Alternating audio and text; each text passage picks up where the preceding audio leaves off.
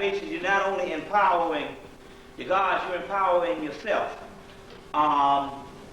Most of the religions that we have that was left around in Africa, left back in Africa, the Yoruba, the Vodun, and other ones, what makes it different between the ancient systems, and when we say ancient, we talk about going back a couple of million years to a couple of thousand years. What makes it different between the ancient system, let's say about a million years ago, is now you think of the entities that you say, Oshun, Ogun, Osiris, Aset, Osea. You think of those as objective entities that have no relationship to you. You think of them as an objective entity, which means that that entity you think is somewhere outside of you, that you have to actually appease by giving them water. In actuality, your true self and your higher self is a form of that particular entity because it's all a form of the same force. So, in a sense, it's just a way you have to start thinking of this because we have been tapped into this, we tapped into this fundamentalism, and even if we want to trade an African religion for, Christianity or whatever for an African religion, you can't think of it in the same context of fundamentalism of what you know of as the regular organized religions that you bow down to something. You are all a part of the same force, so when we do this libation and all, it's only just giving gasoline to you. You understand? And so this is the concept, and once you understand this, it can work better. Like I told you yesterday, that the ancient ones understood that when you were a child and didn't have knowledge, the gods would look over you. That's just like your higher self looking over you. But as you grew up and became an adult and had a certain amount of knowledge, they were there for your beck and call. They actually became your servants. And what we're talking about is your own mind and your melanin computer actually going in and actually commanding the four elements: fire, water, wind, earth, and a composite of other alchemical breakdowns, which is melanin: copper, lead, gold, silver, sulfur, salt. All of that breaking down is actually nothing but a combination of your soul, and you command that, other than some objective entity that you bowing down to. You the one that went through all of the hell down here, which makes it right for you to rule every damn thing because you the one that went through all the shit. See, that's the way it is. You remember even in your Bible, it says, you told the angels to bow down to the brothers and sisters down here. And so it's a metaphysical thing. So when we put libations, you libate your own self, and this is a new way to empower it because we have to change our thinking to get on another level of the Netters, the Nephilim, the Neteru, or other names that we give the great hierarchy, which is nothing but yourself. So at this particular time, we will pour the libations and let's see. Sephra, I say Ain, I say Ain Summer, I say Kevin, I say Shaka, I say Anna, I say Deborah, I say Tiburon, I say Laka, I say Hari, I say Yesed, I say Malchus, I say Aether, I say Thelios, I say Megamenta, I say Jupiter, I say Mars, I say Helios, I say Venus, I say Mercury, I say Diana, I say Ceres, I say Aether, I say Uranus, I say Rhea, I say Zeus, I say Ares, I say Apollo, I say Aphrodite, I say Hermes, I say Artemis, I say Demeter, I say Jason, I say Hera, I say keep on going then, I like the drums. Perseus, I say Orpheus, I say Dionysus, I say Aset, I say Tahuti, I say Maya, I say Mun, I say Munavit, I say Mintu, I say Mintu Figura'a, I say Mintep Sing Sing, I say Ptah, I say Sut, I say Sut Nubit, I say Sut Nefti, I say Ra, I say Jah, I say Abra, I say Kakshi, I say Mithra, I say Jackson Mercy, I say Teheru, I say Angu, I say Tahuti, I say Aset, I say Nebter, I say Heru, I say Yiman, I say Odin, I say Freya, I say Balder, I say Laki, I say Thor, I say Freya, I say Freya, I say Sif, I say Judgment, I say Brahmin, I say Kabini, I say Vishnu, I say Ramachandra, I say Jaki, I say Shiva, I say Indasuda, I say Sita, I say Haman, I say Lakshmi, I say Jinsaya, I say Papagay, I say, Demawaluedo, I say, Andrew, I say, Ananuki, I say, Tayamat, I say, Marju, I say, Bridget, I say, Demawaluedo, I say, Adam Burdick, I say, Obu Pirelli, I say, Obu Jango, I say, Ozuli, I say, Edoedo, I say, and we can go on now. We got the water, so we can keep on with the libation. Zakar, I say, Loa, I say, Ife, I say, Omakun, I say, Olorun, I say, Oshosi, I say, Ramaluk Luaye, I say, Obakala, I say, Odudawa, I say, Orumla, I say, Orum, I say, Shango, I say, Oju, I say, Lepa, I say, Imaja, I say, Oya, I say, Orisha Oku, I say, keep on going.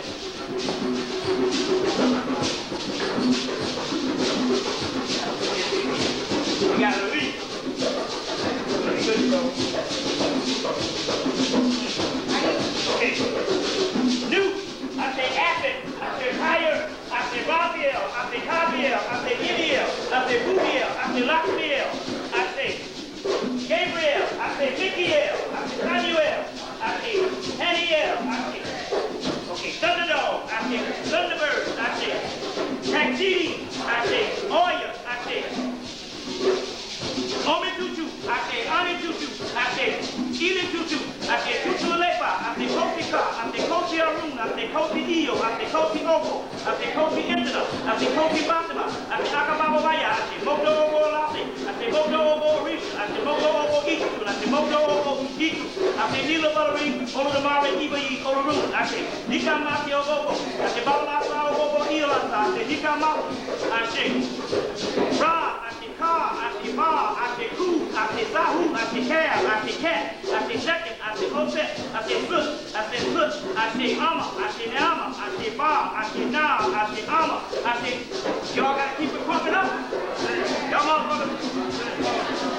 Yama, I say Yuguru, I say Yuguru, I say vegetarian status, I say Imama, I say Bukimu, I say Bukimu, I say Kamara, I say Kingu, I say Bukimu, I say Marimbo, I say Rariki, I say Bukimu, I say Dodo, I say Da, I say Sedo, I say Dodo, I say Ba, I say Gi, I say Maranisa, I say Leba, I say Akarapan, I say Akapan, I say Panapa, I say Nakra, I say Maja, I say Santama, I say Lampo, I say Santama, I say Panapan, I say Kiwi, I say Samasan, I say Cthulhu, I say Hector, I say Abathos, I say Nilla Hotel, I say Shilnira, I say Great Old Ones, I say Deep Ones, I say Great Bear, I say Thunderdog, I say Thunderbird, I say Gopi Girl, I say AWAT, I say Mataneta Unra, I say Makulu Kulu, I say for all guys known and unknown, keep it going, I say to the Hemmitt family, to the Shaw family, to the Davis family, to all my family members, to Right Here Ruth Kahootie, to Hoppercrot, to Hey Ruth, to all my family members, to your family members, 1, 2, 3, start calling out the family members. 1, 2, 3. I shake, I shake, I shake, I shake, I shake, I shake, I shake, I shake.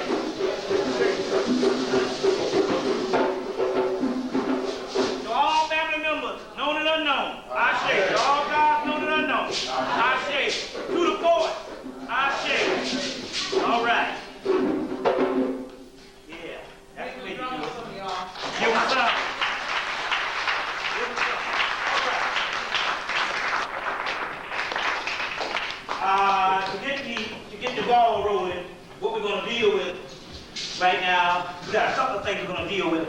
First of all, anybody saw this thing here? Because this is the new trend that's going on. Everybody in Hollywood, most black actresses in Hollywood have to go through this, and Oprah has done it twice. But anyway, this is a picture of Oprah on ABC after so-called Cinderella, and she's here with a bunch of white people. So this is nothing but the ongoing tradition of her being a doggone Hattie McDaniel, and you know, the whole thing where you the big maid. Now here's a woman that's got millions of dollars, but yet she will still take on the tradition of a fucking maid job and a wet nurse to a whole bunch of goddamn crackers. You will understand the symbology to this shit here.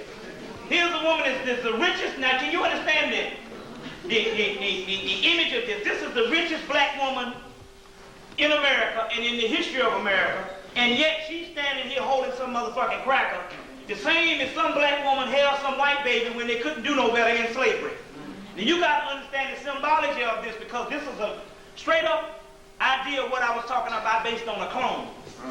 This is a woman that they killed some years ago, and the person that they have now do anything to please the white boy because she is being controlled. So you asked the question. Can we see it? You asked the question. What is the idea? What is the whole thing of a clone? And like I said, we talking about. You need to go take one of the best movies to see the cloning process is Judge Dredd. Fifth Element did a little bit. But we're talking about literally taking your cells and making a new person from. There's several movies on it, and we're talking about, but the clone is identical to you. It has your same memory. It has all of that, because the memory that you have is basically third-dimensional memory in the first place, so it doesn't take that much to actually duplicate it. And so we're talking about an exact you, but it just doesn't have the melanin. Now, why did this happen? The European was finding it increasingly impossible to live with that much melanated people on the planet, although they use melanin to stay alive.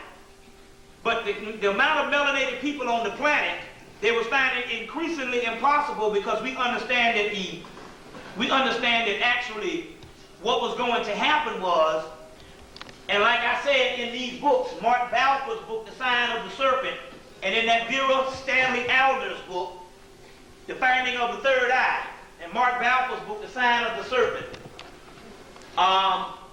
Key to Creative Physics, is at a certain time in history, let's say around, they estimated it by 1986, the original people, Kundalini and pineal glands would start waking back up after being laying dormant for centuries and for thousands of years. You would start waking back up. So just by you waking up, they could not live on the planet with that much of energy. It's killing them as it is right now. So what happened is they had to basically transfer the energy from one sector to the other, from this sector to the other sector, by basically killing you, and you would be in this dimension. But on the other hand, the energy on the other hand, they could duplicate you on this dimension, and they could fool everybody by thinking that we still have the same amount of people here. So we're talking about the ultimate type of genocide there is, which was also predicted by the Honorable Muhammad. I got about 5 more of those predictions left, where he predicted that in the future, for the people that want to purchase one. But anyway, this is another form of advanced warfare. Now you know the deal. If a sister's looking for a chair and she can't find one, first of all, see if you can find them. If she's looking for a chair and she can't find one, you know the step brothers, the 1-2 step, unask the chairs and let the sister sit down. But we got enough up front here for everybody so far. So now what we're talking about here is an advanced form of warfare, and they had to clean out a certain part of the sector because they could no longer live on the earth. But it doesn't really matter, because even this energy, you can't really destroy energy. So even though the energy is transferred and it's a part of you, it makes you stronger. So you got 3 times the amount of force in you than you have before. That's one reason why you are going through different types of changes. And the reason why you're going through these particular changes is because your physical body is the low level, but your spiritual body is now getting to the point that it is rejecting your physical body. Now let me explain this. What this means is, if you have a goal in mind, and you were an advanced incarnation that came back down here to be at a period of time or learn a certain amount of discipline that you can help your people. And 98% of everybody in here is that type of person. How many people in here want to know knowledge? First of all, raise your hand. How many people are interested in knowledge? If you're interested in knowledge and you love knowledge, for the simple fact, 10, 15 years ago, we would have had to been out partying somewhere. or in some church somewhere. But the mere fact you're sitting up in a damn classroom on Saturday night lets you know that you are an advanced soul. Because if you weren't an advanced soul, there's no way that you would accept this. You would reject this just like the average black person. So you agreed to come back in the future and help your people. What is happening, because now you have been sunk into slavery, or you have actually lost your mind and you now just regaining your memory, what is actually happening here is this. You had a contract that you needed to doggone fulfill, and you're obligated to fulfill that contract. So now what is happening is your higher spirit is the one that incarnated back down here. So let's say your higher self or your true self have a goal in mind. They want you basically to understand a certain amount of knowledge that is key for itself to wake up. Your soul wants you to understand a certain amount of knowledge that is key for your soul to wake up. But yet you have other agendas. And all of a sudden, when you find these other agendas, no matter how hard you try, they seem to fail over and over and over again. You will understand that your own energy, your inward energy, is making a hostile environment around you, because it wants you to liberate it by giving it the keys and the nourishment that can make it grow and illuminate. You getting this? So what will happen is it will actually reject the physical body. And so everything around you will repel from you. You see? And you won't understand what is happening, why your job, why all this, and why all this here, and why I can't seem to do this, and why I'm a failure, and all of this, and you can't understand what the hell is going on. It is going on for the simple fact that your spirit's saying, I don't want that shit. I've been down here enough far through many incarnations for the bullshit. So I just don't want another life. I came back down here to do a certain job. So until this damn nigga finds out, we'll both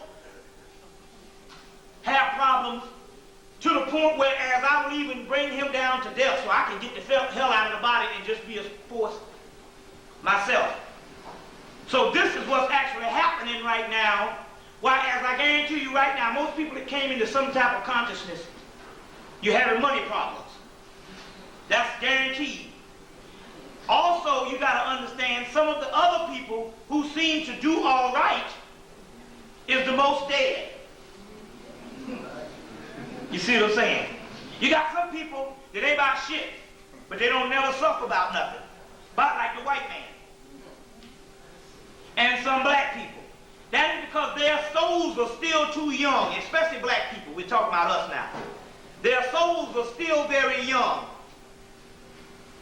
And at this particular time, by their souls being very young, they are still intrigued with this bullshit because they haven't gone through it enough. So they ain't intrigued with all the physical bull out there, because they haven't been here long enough. But you are, hopefully it's supposed to be you, no matter how much wealth you get, something is still wrong. Something is still not pleasing. And that is because don't negate your contract of what you're supposed to be doing at this particular time. And now the energy is actually rising up to take care of that and all. And we will deal with some, as we go on, we will deal with what is some form of mental alchemy to try to understand what is actually going on. Now, another thing, if you get there's a book that everyone needs to be reading right now and using. There's several books. First of all, the one book is called Phil Cooper book. Phil Cooper's book. And the name of that book is called The Magician. Magician, Phil Cooper. Everyone should get a copy of that book. Because there's a lot of magical books out, but they're very advanced, and sometimes they have a whole lot of intellectual stuff that by the time you get through the whole book, you don't even know what the hell is going on. And some of them, they write for people in the order of the occult, so they want the masses of people not to really tap into it, but they actually need the money to sustain whatever cult they're in. So therefore, they put out this particular material just to get money so they can do their job. But this particular book is one of those books that's cut and dry. It's called the Studies in Effective Magic, but it's called The Magician. And in that book, I think I mentioned it the last time, in that book it talks about You can't do anything, even on the physical plane, that's going to be convincing to you until you convince your subconscious that it is reality. Now, case in point, I got a friend, rejected knowledge for years. He just rejected this shit, didn't want to hear this thing, America's all right, and all this. For years. So about 9 years later, recently, in about last year, the brother had another brother that a sister put roots on.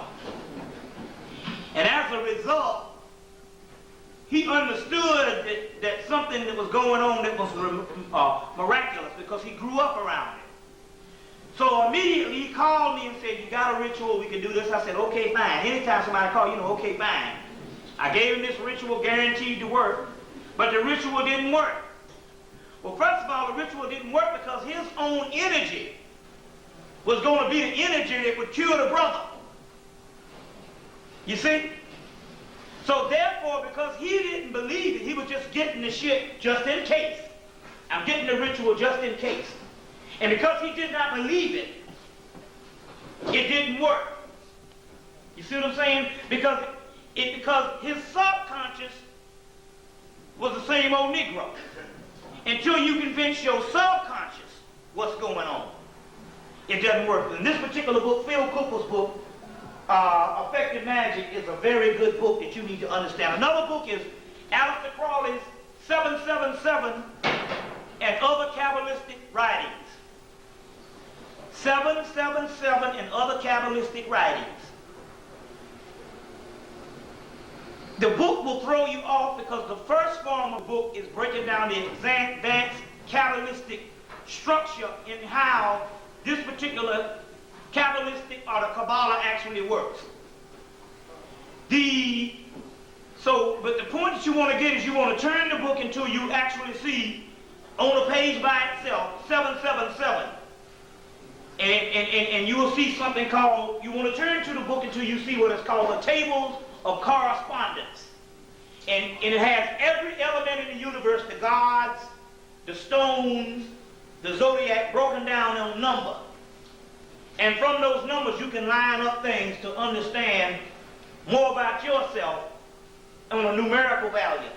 As a matter of fact, Richard King used the book also when he wrote African Origins of Biological Psychiatry to explain melanin. That was one of the books Richard King used. In that book, at the back of the book, they have a whole bunch of numbers, and if you know how to tap into them right, you can hit the lottery. But then again, on another hand, it ain't time for that shit now, so therefore you might not be successful with it. But on the other hand, what is also happening is there's a part in that particular book, that has numbers. And the number 209, which was supposed to be Proposition 209, which is the affirmative action type thing that you cutting out and telling all these niggas that you threw with this Proposition 209. We looked it up and it first said it was to reward a people. Which was what? 1964, 1965 Civil Rights Act.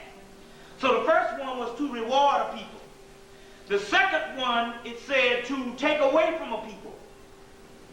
So we understand that the government was dealing with the esoteric knowledge in which they do, because they have all our information, when they would give a certain reward to us. That reward also, when it said 209, it said to reward, but it also said to take away. We understand that how certain things go about and how they use certain things in the occult realm. But that particular book is a very interesting book that you actually need to get and to line up certain amount of things that's actually going on. The movie Handmaid's Tale. How many people saw the movie Handmaid's Tale? Go back and study the movie Handmaid's Tale. I saw the movie in 91, a year after it was made in 1990. And in the movie they showed them putting black people on trucks and shipping them out into concentration camps. The information that has come down recently is that the footage they showed in 1990 in this movie, Handmaid's Tale, starring Robert Duvall. And what was the other woman name? But I know Robert Duvall is one of the people. In that particular movie where they show them, they call them the sons and daughters of Ham. And they showed them shipping them out in concentration camps or in the back of these trucks, and they had people in suits and all this, three-piece suits and all that. The information that has come down recently is that that was actually real footage of somewhere they imposed martial law on a town or a city in the United States of America, and they shot footage of them putting them in trucks and shipping them out, people of all walks of life, and put it in this actual movie. So that means that there's things that's actually going on with our lives that we don't even have control over, and when he gets through, we don't even remember. You see, case in point, like I said yesterday, go check the movie out, The Game. You see, very key that you understand that you check the movie out, The Game. At this particular time, with Michael Douglas, at this particular time, and I bring this call out because, first of all, I told you yesterday that the real love, because we didn't actually have the love that we think, the love that we think about, is some term that is blown out of proportion. It has nothing to do with basically what you think love is anyway. Because by you just being in love or by you loving people, like I said yesterday, either you have it or you don't. It's nothing that you can actually legislate or philosophize with. The European has to do that for the simple fact that he doesn't have love. So all of a sudden it becomes a form of a religion or some type of new high. But we understand that when you hear the ancient word love, it was talking about passion. You being real or you being true to form when it actually comes to something. So at this particular time, we have to make the call out for any conscious people. If you're a brother and sister and you're in consciousness, and you are a police officer, and I put this on the tape because I don't know if there might be some people up in here. At this particular time, you need to leave the force. And you can't just say, well, you know, I got a job, I'm down. Because what happened was, brothers used to come to my lecture in Atlanta and say, well, you know, well, I'm down. I'm a police officer, but I'm down. Well, how the fuck you going to be down? Because you don't understand that all military groups, paramilitary groups, and city type of national groups that are correctional groups, all a spin-off from some type of Masonic order that's equivalent to the Ku Klux Klan.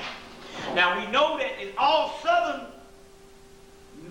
southern police forces is nothing but a spin-off under the same jurisdiction as the Ku Klux Klan. We understand that the Klan is just not a bunch of chewing tobacco niggas crackers that you see on TV. That's Hollywood. The Klan is an advanced Masonic form. We've even showed in the Crawley books that they took their uniforms from Europe, and Europe got them from Africa because the uniforms with the hat was introduced to the Europeans by the Moors. So that's a Moorish uniform or ancient Egyptian uniform, and if you get the book, Richard Noon's book, Ice the Ultimate Disaster, you will actually see them having initiations in there in one picture, and in that picture they have on the same uniforms. Now going back to what I'm saying is, the Klan is an advanced Masonic order, which actually started the Baptist Church in America, which is all under the jurisdiction of the Ku Klux Klan. So if you are Baptist, be sure to know, and I don't give a damn how black you are and how much you do the fried chicken, grease sliding, hamburger eating damn ceremony, you are still under the jurisdiction of the Ku Klux Klan. Under the Ku Klux Klan, as well as all Southern police orders, and the Northern police orders are under a much more advanced type of clannish. It's still the same clan. You understand what I'm saying? But it's under a certain order. So now what we're dealing with here, we're dealing here with energies. If you're dealing with the spiritual part, you can't just choose to do some shit based on economics, because there's an energy that goes with that. And if you want to be in the right force, you can't choose the goddamn dark side.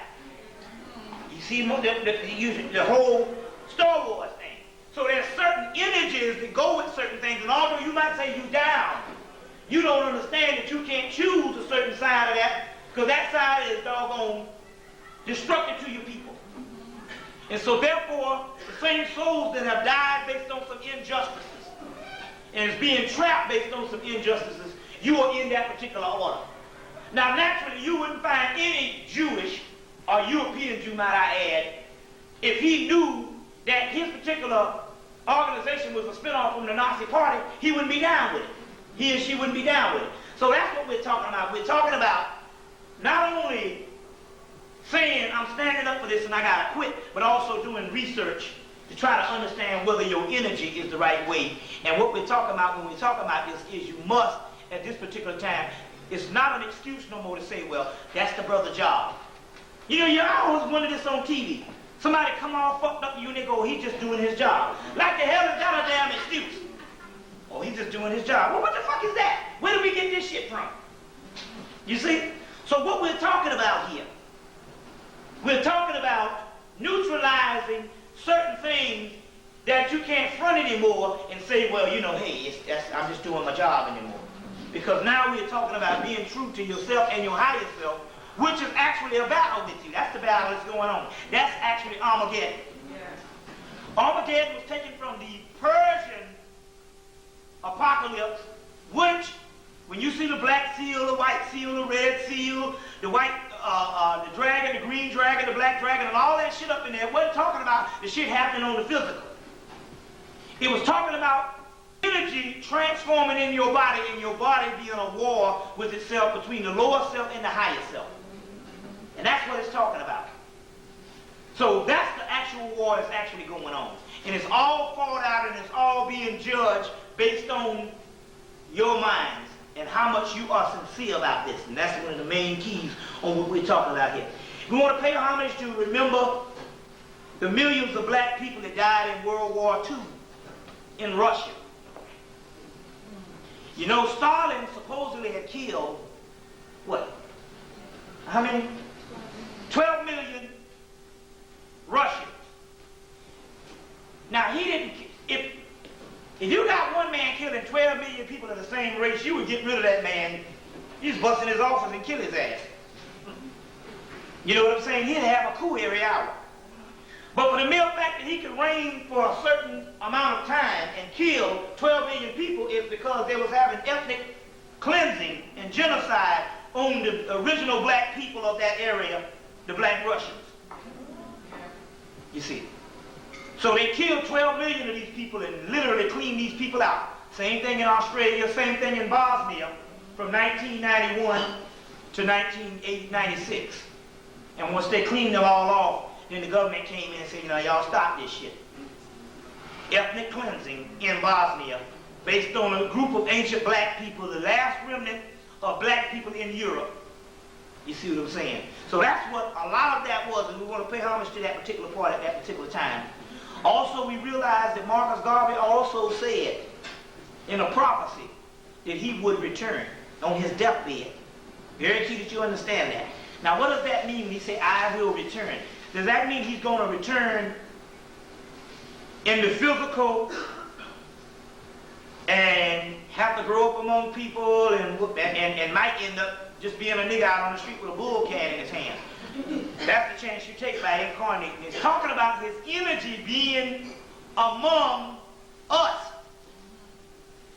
as well as Nat Turner, Malcolm, and the rest. We're talking about a certain energy that used to permeate a certain sphere, now being back with us.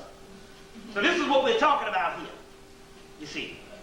Other than you waiting for somebody to incarnate. The energy is in you, you see. So when he said, I will return, that's a footnote to say, I have that type of energy with me, as well as all other warriors at this particular time, you see. Now, one thing we need to do to break into this, because we're going into advanced metaphysics, we'll deal with a lot of that today, is, the problem is, why we lose and why we do not understand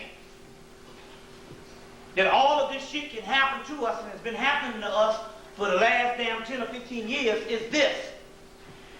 They have us on a cycle of looking to the future. Now, I told you last night that black people have a 3-year attention span and then they delete their files. That's why you can't remember anything. Oh, even this is leaking. Well, let's move all this out of the way. Hold on 1 minute. They have a 3-year attention span and then they delete their files. And what that means is the reason why you can't understand the reality around you is you're looking into the future. The white boy deals with the now. You deal with the future, and if anyone knows anything about advanced science, the future is never here.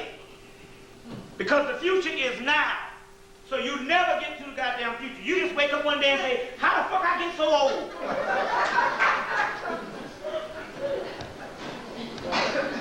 Why is that? Because the European knows to keep you slaves, he has to give you a goal. Here is you. He gives you a goal to look to. Once he gives you a goal to look to, he has created a void in between of time that you can be using by living day to day. You see? So we ask the question, how in the hell did we have all of that in the 60s? And I saw a movie, Watt Stacks. Remember the movie Watt Stacks? Yeah. 1973. And I looked at every damn person in LA was conscious at the time. But how could they become conscious, was conscious in 1973 and by 1993, everybody did this shit. Children acting like fucking fools. The value system? Not only that, we must understand that they created this vacuum, forgetting, making you look into the future, and you say, well, all the fucked up shit, well, maybe my children will get us out of this. So I ask you a question. You are only an extension of what your goddamn mama taught your ass. And either she taught you well, or either you learned some knowledge some other place and found out my mom and my daddy didn't teach me shit. Them were some dumbass motherfuckers. Either way, if you are acquiring some knowledge, they either put you on the path, or you got put on the path for some other way and found out that them motherfuckers weren't doing shit. So therefore, you can't forget nothing and think some damn child is gonna pick the shit up in 20 years. You see what I'm saying? It don't happen that way. So therefore, but why is that? Why do we say we'll just wait for the children to get it? Why is that? Because the reason why is because the simple fact we are fixed on some fucking future shit. So right now, 98% of the black people say, oh, 10 years from now. I'll be like, God damn it, 10 years from now, and this fucked up shit. As mad as this world is, I hate to even think about it. I hate to even think of 2 days from now. But yet the white boy is oppressing our ass now. Now. So even the doggone revolutionaries used to say, we think a revolutionary, even though we know that we may not get there in our own lifetime. Well, motherfucker, if you're the one that's here and somebody gave you the knowledge now, how the hell you think somebody down the road gonna get it? The knowledge came to you now. It didn't come to the people down 18 years from now. It's coming to you. You see? And that's because the white boy has created this void in between. You got all this space in between this particular point. You see? And this is how he can come in and he can actually have genocide that's been going on where they can kill 12 million people on one program alone since 1990, and you don't know nothing about this shit. Because you still looking for the year 2000. So all of a sudden the cracker done came in and talking about the millennium. 2000 is 2000 my asses. The future is now. Right. And when we get into the time thing tonight, we'll try to understand a little more on what's going on. Go back and get the Star Wars trilogy when Yoda, when Luke Skywalker first found out that the little man running around there that he was talking to was the Jedi Master that had trained Jedi warriors for 700 years that he was looking for. And the first thing Yoda said, all my life I have watched you look into the future, never noticing what is around you. They say the force is all around you. In the Gospel of Thomas, this is the Gospel of Thomas, which is the books, one of the books that was dug up in 1945, which is the true saying of Jesus that they plagiarized from, which is totally different than the Bible. He said heaven is right around your ass right now. You just don't see it because you're drunk. And because you have been trusting on these two fucking eyes, there's a cheat, and so now you don't understand that heaven is around you right now. You see. They say, well, tell us about the end. He said, you'll know the end when you know the beginning. That's where the knowledge part comes in. You see. But anyway, the key is we always look into the future. And that's why we delete our files. We got a 3-year attention span. You ask them, what happened in 1991? Other than some key events that happened personally when my mama died, my daddy died. No, motherfucker, what happened in the world in 1991? Other than some key personal events, he would know shit. This is not just black people. This is what is called a postmodern society, and this is white people too. You see, this is the way they train us, and that's the cattle thing, keeping you in the future. Especially, we got locked into that. Because the damn nigga done told you one day my children will walk hand in hand with some crackers. Fucking Martin Luther King, that idiot. Fuck him when he spit on his grave. Right. Take it or let it alone. White man, shit got real quiet. Fuck him. You don't understand a government conspiracy from the get-go. Now, wait a minute here. If I told you about this book, The Black Sun, last night, and they talked about all the shit here in World War II, and that means the government is advanced.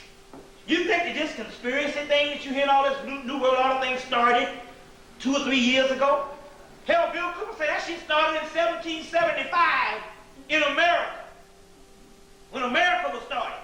So if they had conspirators that started in Bavaria years before America even started, why the hell you don't think that the 1950s and the 1960s would be an ongoing conspiracy when they showed you JFK and they killed his ass on the conspiracy? And the cracker was right on the damn movie. Go back and watch the movie. When the white boy was telling his wife, and the black woman was standing up, they had just killed Martin Luther King. And he looked at his wife and said, you don't think that and the Kennedy shit is connected? You see?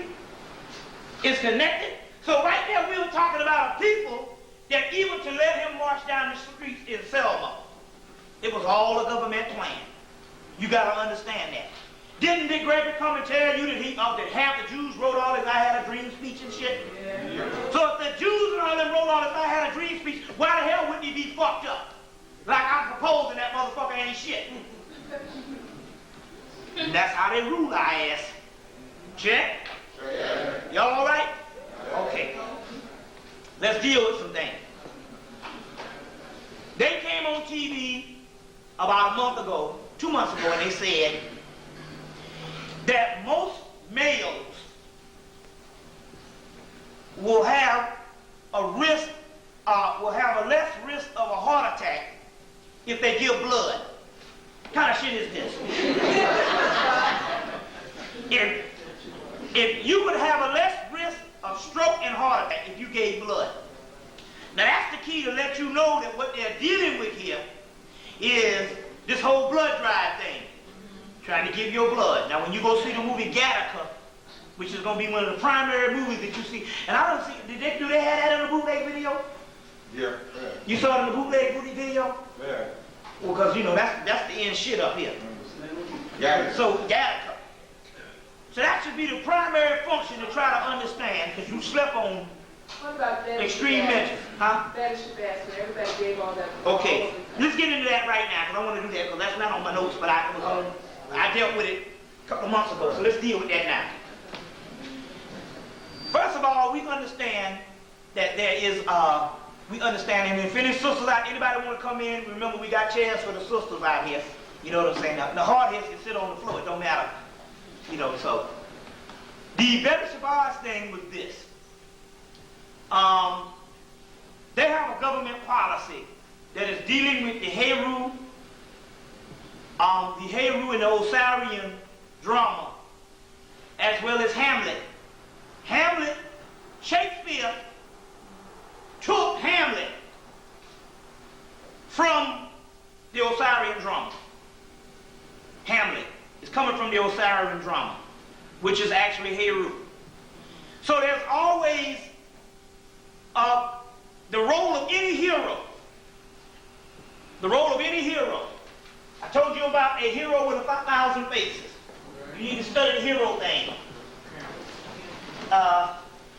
Get this book. I'll show you this. I'll show you exactly what I'm talking about here. Y'all all right? We're going to slow down because we want to... The role of any hero. Here's a book called The Quest of a Hero,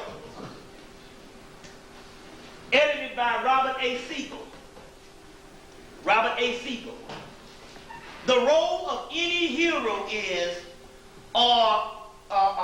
that if you notice the father or the grandfather or maybe even the mother, some parent always gets killed and the child always comes back to avenge the father's death. That's the role of any kung fu movie you see.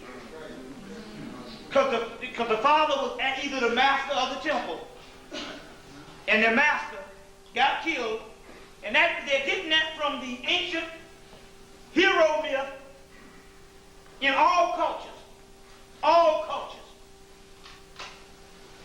This book is coming from Princeton.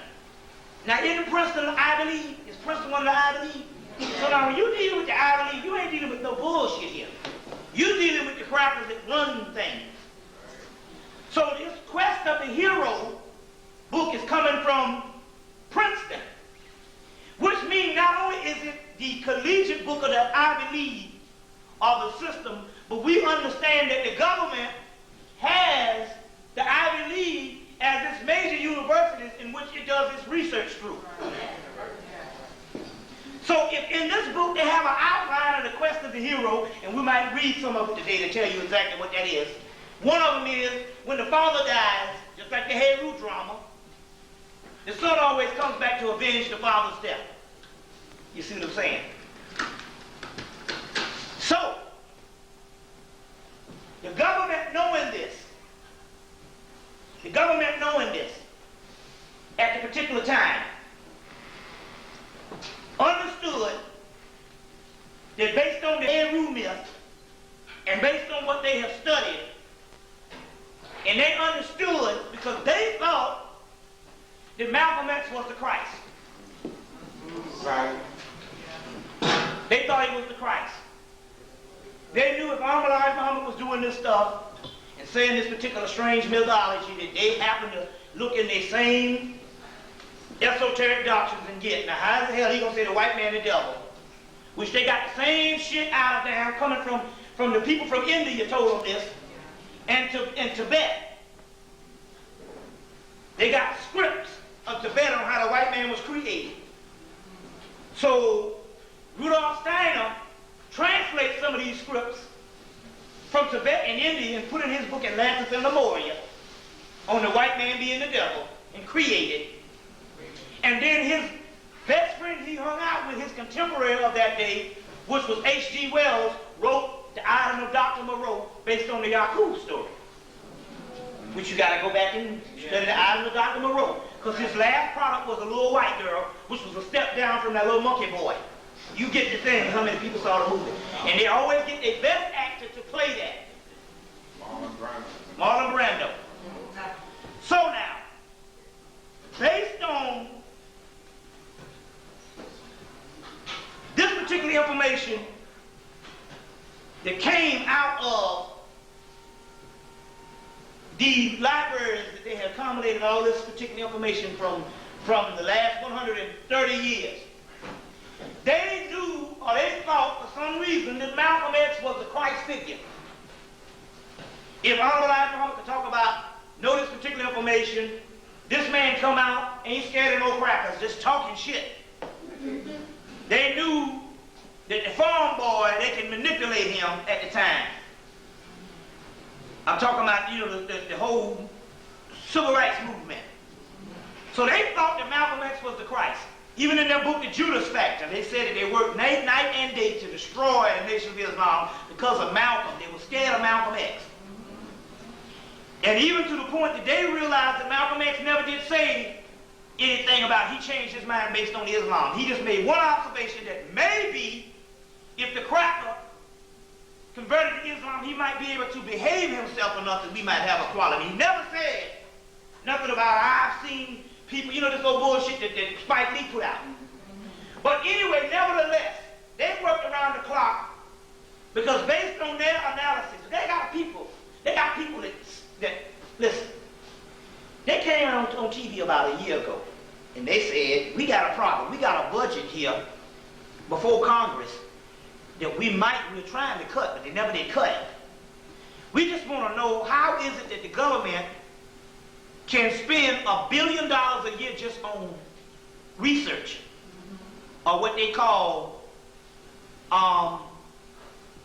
historical or heritage research.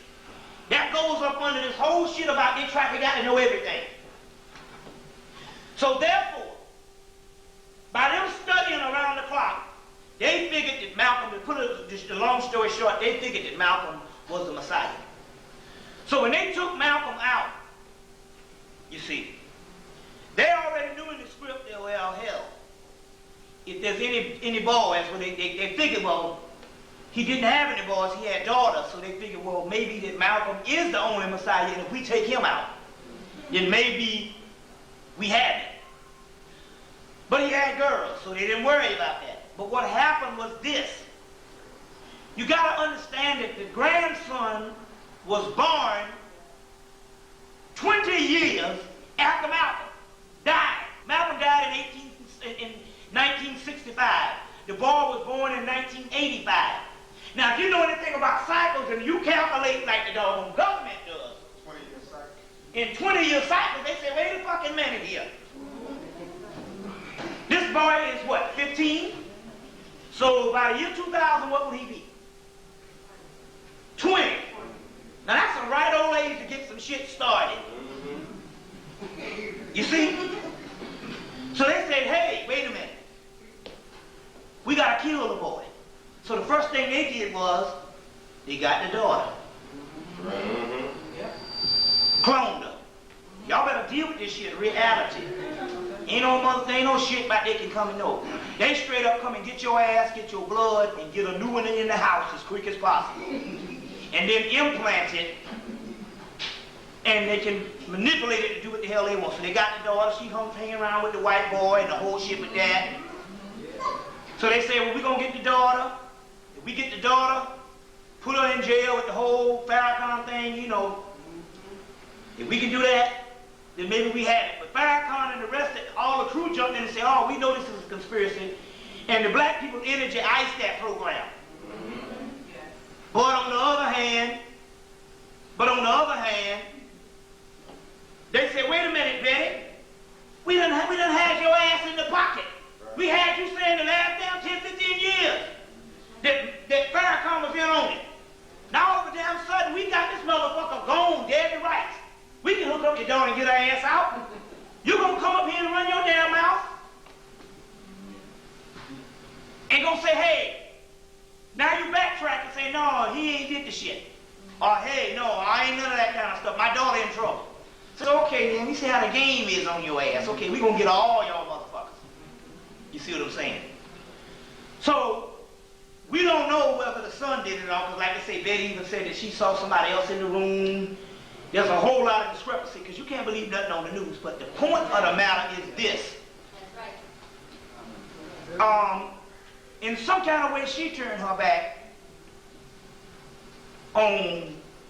And I just don't have no problem. I have a problem. I go into the shrine, I go into the Soul Vegetarian, which is owned by the Black Hebrew Israelites, the one Ben Armin and the brothers that's over there in Israel, and I go in the Soul Vegetarian, and she's sitting up in the Soul Vegetarian in the middle of the black community, and a whole bunch of white motherfuckers around her. I fuck that shit.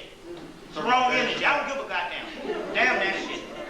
You ain't never got that bad. You can bring all these practices up in the black community and shit, and you think it's cool. No, fuck that. You see. But that's another damn lecture. My point is, some stuff went down. It was all to get the son, because the son might have fulfilled the prophecy. You see what I'm saying? And they were thinking that, hey, we're looking for the Christ all over the planet. Maybe the son of Malcolm that we slaved might be the one, because the scripture always talks about the Messiah rising up and avenging his slave or his slain father. In this case, the grandchild is the same thing, because in the hero book, it talks about either the grandfather or the father. It's talking about that lineage and that seed. So whatever the deal is, they had to doggone take them out. Now let me show you how we got to start thinking on another level. Immediately, when she got all grown up, first thing they had black women and all praying, hoping that she could get better. You got to start thinking on another level.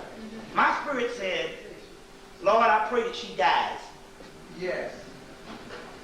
The woman ain't had no fingers, no lips, all broke the fuck up. It's battered up being down this shit in a full size in a normal black body. Why the hell? See, that's our own selfishness. We want her to live, and we don't want her to die for the simple fact that we can't deal with it. Right. Now remember, when she goes to the other side, she's in peace. Y'all, then death came, and suddenly it was at peace. You even see the shit off, he's in a better place now. Well, what if he's in a goddamn better place? What the fuck you doing crying? Right? So immediately I said, no. First degree burns, grafted skin. They say every damn plastic surgeon, new damn silicone, whatever, flew to her bedside. So let's get it, this nigga, with every kind of technology we got. And I'm looking at this and my spirit was saying, man, I hope this woman died. They got people with visuals and all that kind of shit. And even the way the children dealt with it when she died, that in actuality, that's what was supposed to happen in the first place. But we want to keep people here. But the simple fact, we don't understand what death is. And that's our own doggone hang-up. It happened to me, because a brother I knew got shot in 94. Went to the funeral home to see the brother back in my hometown. I'm standing over the casket. And she getting challenged saying, man, you can get the body, you can bring this motherfucker back to life, but you can do that if you know what you're doing. And I was there because there's one, I'll tell you a story. There's one in India where a little boy got hit. He got shot. What happened? He got hit by a car. He had a yogi master that he was an apprentice for. He was on the way to the store for the yogi master. He got hit by a car and died. 2 or 3 days later, they had the funeral. Everybody in the church crying, and the yogi master come to the damn casket, snatched the motherfucker up, set him on his foot, and said, didn't I tell you to bring your ass back from the stove? And the man was alive. So now you can do that. And when I was over the casket, I said, wait a minute, I can do this shit. I said, I can do this. I said, I got all this knowledge now, I can put this shit to use. I can do it. And right then his spirit came and said, man, what in the fuck you think I want to come back down to that motherfucker? Are you out of your mind? Some nigga done shot me over some crack bullshit. You think I want to come back and join that shit? Are you crazy? I'm in a motherfucking penthouse, chilling, with some babes. And you think I want to come back into that bullshit? I said, oh, yeah, my ego got the best of me at this particular time. I understand exactly what's going on. I'm trying to use the experiment to get you back down here just to see can I do the shit. And I didn't never consider it. Maybe you didn't want to come back down in this fucking hellhole. It is called hell. The ancient word for hell is Hyle, and Hyle just meant the physical level, or the physical body, which is excrements, sacks of excrement, or basically living sacks of shit that the soul is trapped into. We'll get into that. Which is the most defiled thing in the universe is the human body. People say the body is the temple. No, the temple is on the inside of the body. The physical body is the most defiled thing on the universe. Sacks of excrement. Trap souls up in there. God souls. We'll get into that in a few. But anyway, going back to this, They got the mother so that they could get to the boy. And God knows where he is now. They probably killed him as soon as they got in there, because like I told you, upon entering any prisons now, it's automatic death sentence for anybody to go to prisons. It's just that they can duplicate the body. This is the reality and real deal shit that's going down. And I'm not just talking about theories. I'm talking about people that they actually duplicated. That's my good friends. So this is one thing that's why I talk about this clone thing, because it's personal. You see, it's personal.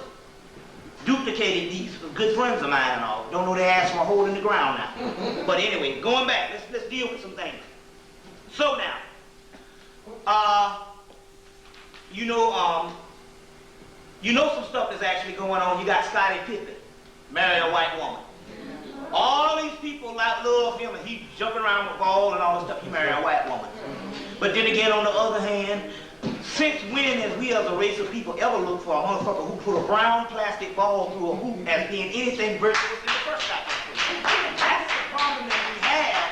That's the dilemma, is a person that plays for a living is a joke on a cosmic scale, whatever. Fuck a sports figure.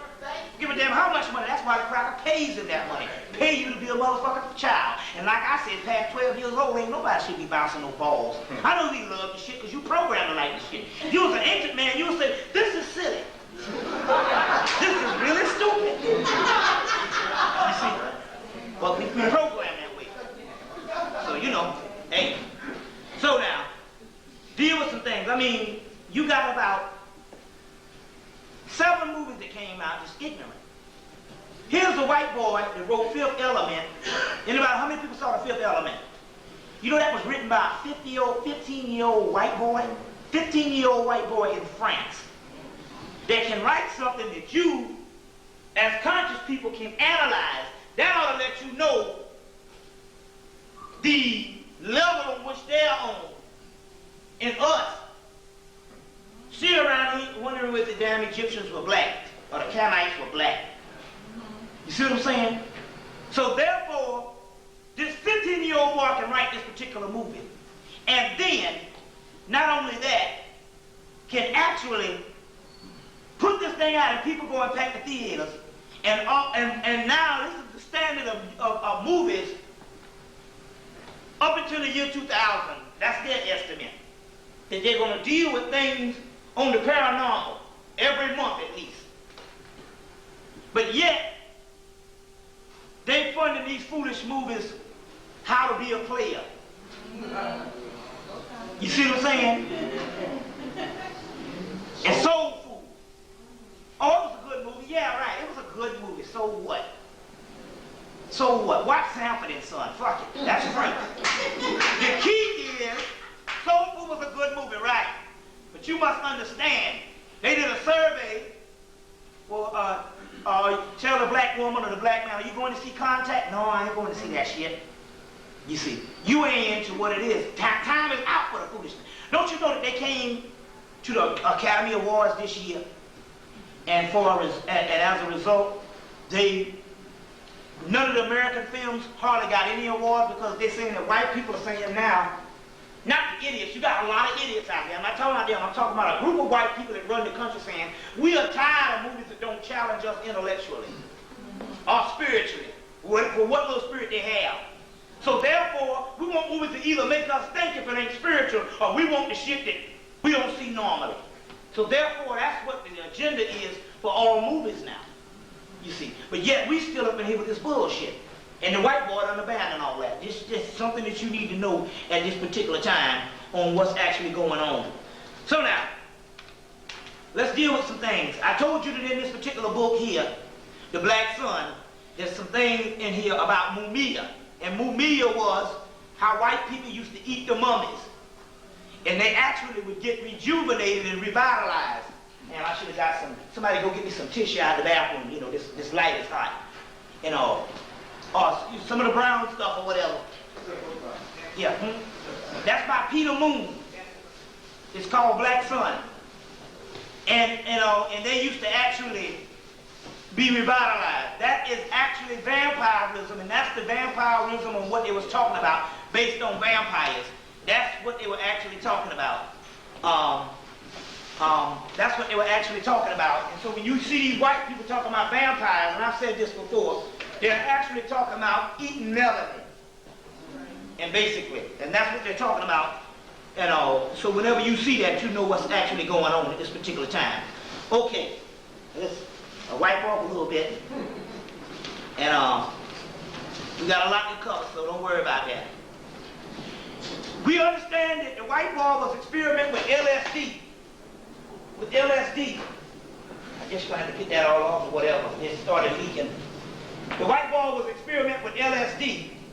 And as a result, this is the closest he has gotten to tapping into some melanated form of existence from the 60s, where they were very hurt after they shut down the whole LSD trip for them.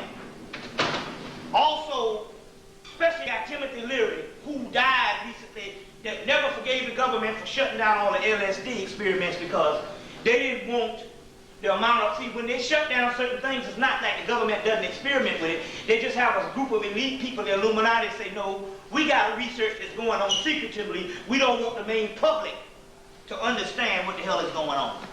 So, but anyway, we even found out that LSD is the main thing that created this whole Microsoft and this Bill Gates shit. You see, this whole Bill Gates thing, which we know now that Bill Gates is considered, number one, he's in his early 40s. He's is it late 30s? I'm 35. Huh? I'm 35. No, he's older than that. About 37 or 38. Okay, yeah.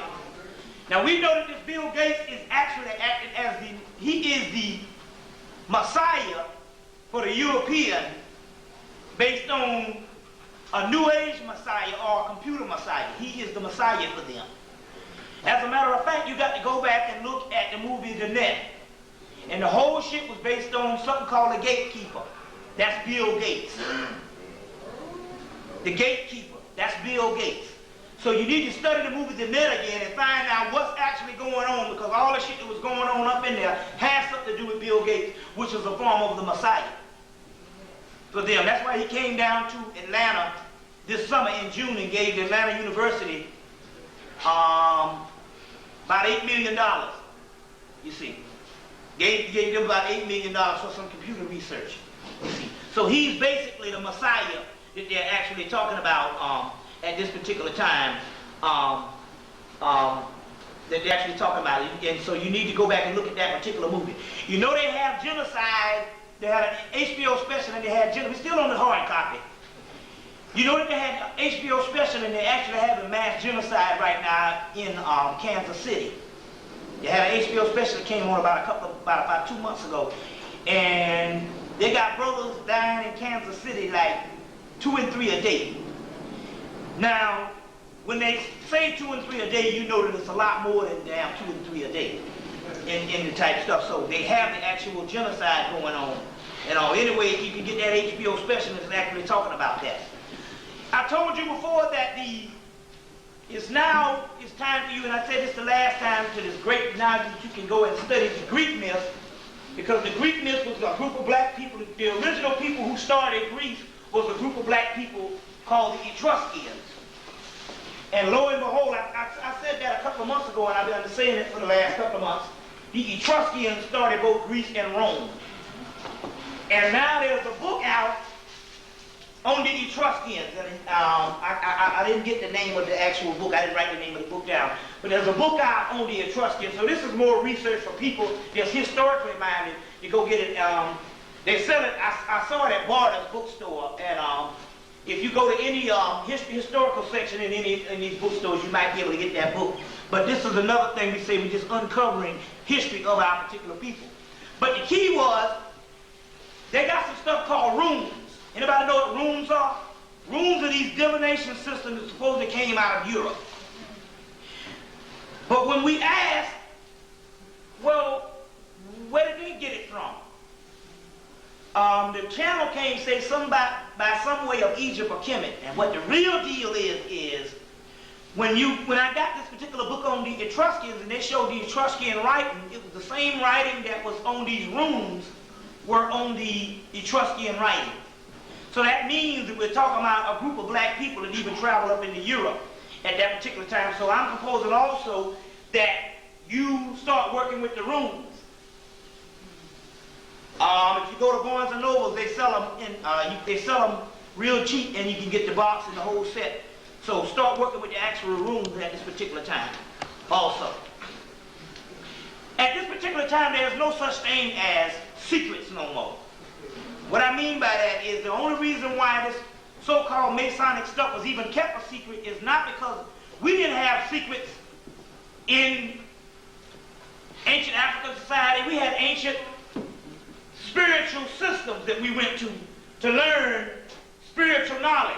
So the so-called secret societies that they're talking about, they had to have secret societies in Europe because after the Moors came up and taught the cracker, they had a fight against the doggone Pope of Rome and the Inquisition, and if they didn't keep stuff secret, what would actually happen is they would get killed. So all spiritual stuff in Europe had to be sworn to secrecy. So it don't mean now that in this particular time that you think you got a certain amount of knowledge and you keeping shit secret. You're supposed to be sharing it. Because the real mystery is there are no secrets. There are no secrets. Everything now is put out because it's prophesied that it would actually be put out at this particular time. There has never been a time when this much knowledge has been on the planet.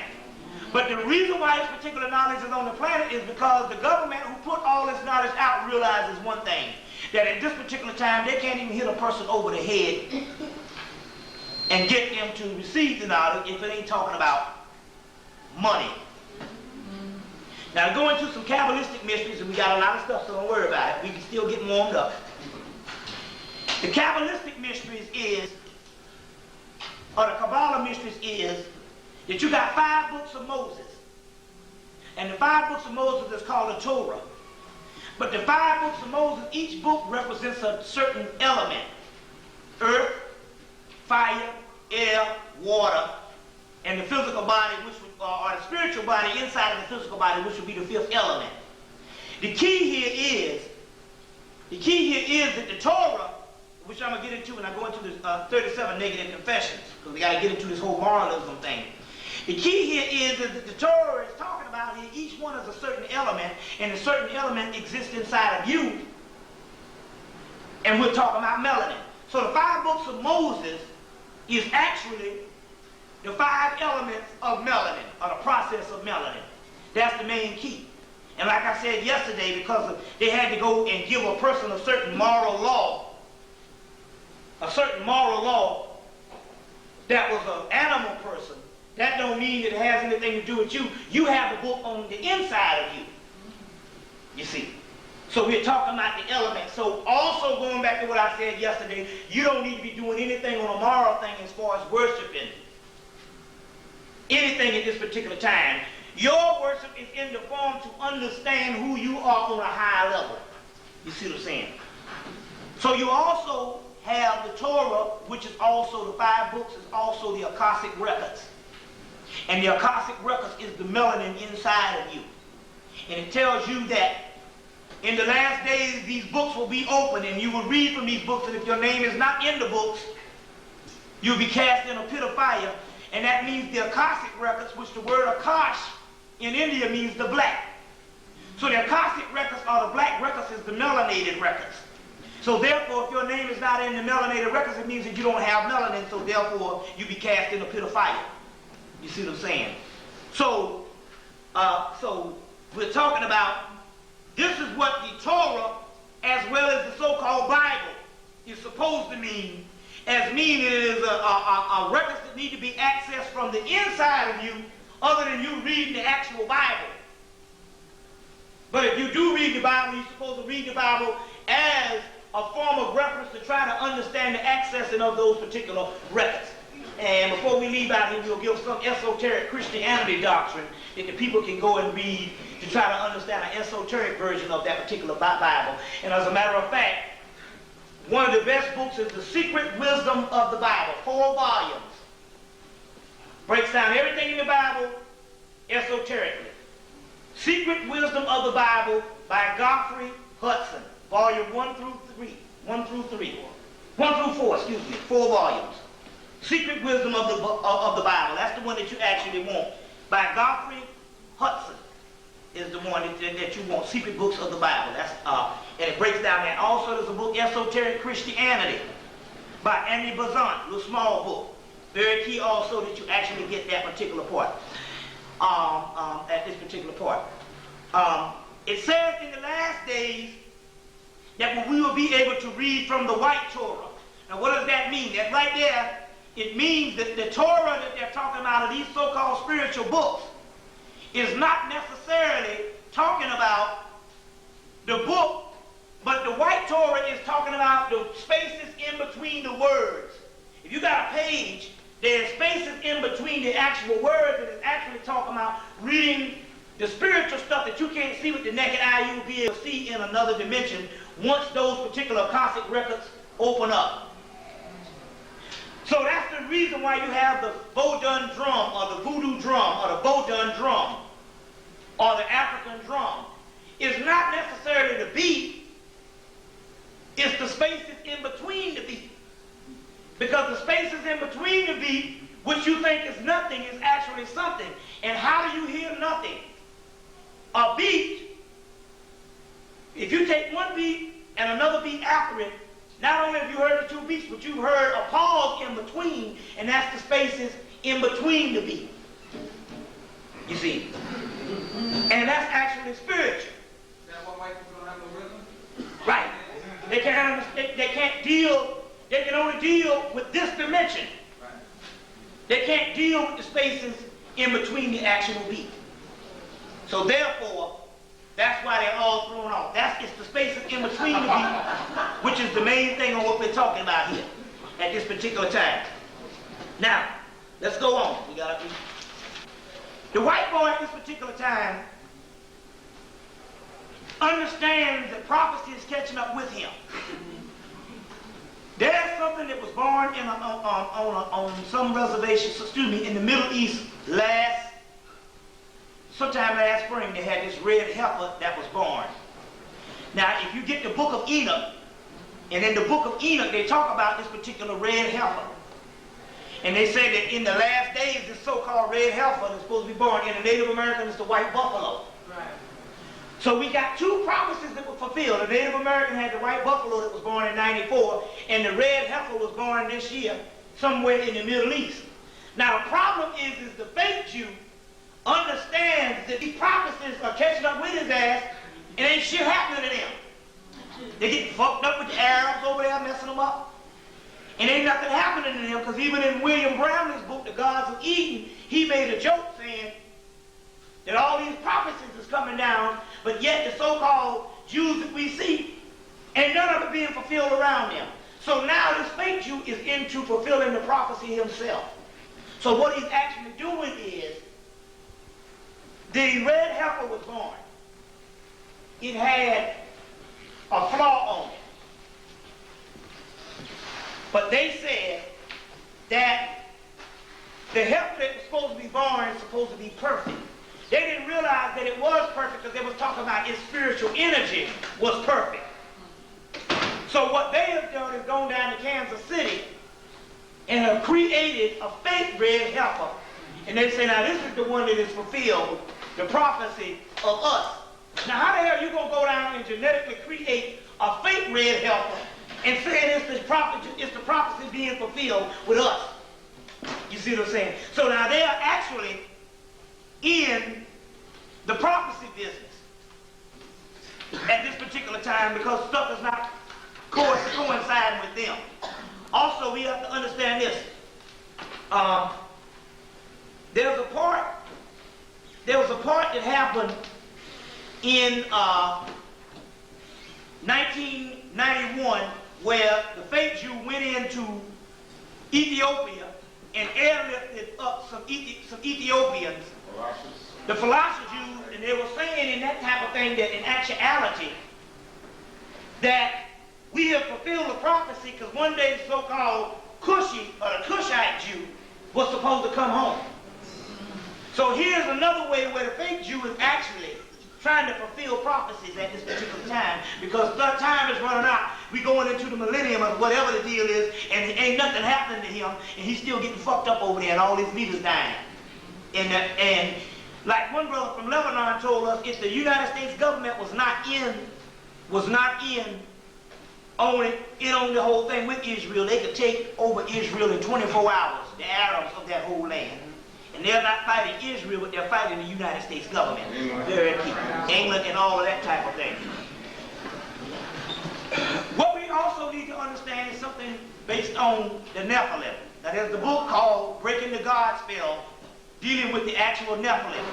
The other book is you're going to have to go to a comic book store, and there's another book, but that's where all the stuff is. There's another big book put out called the Nephilim.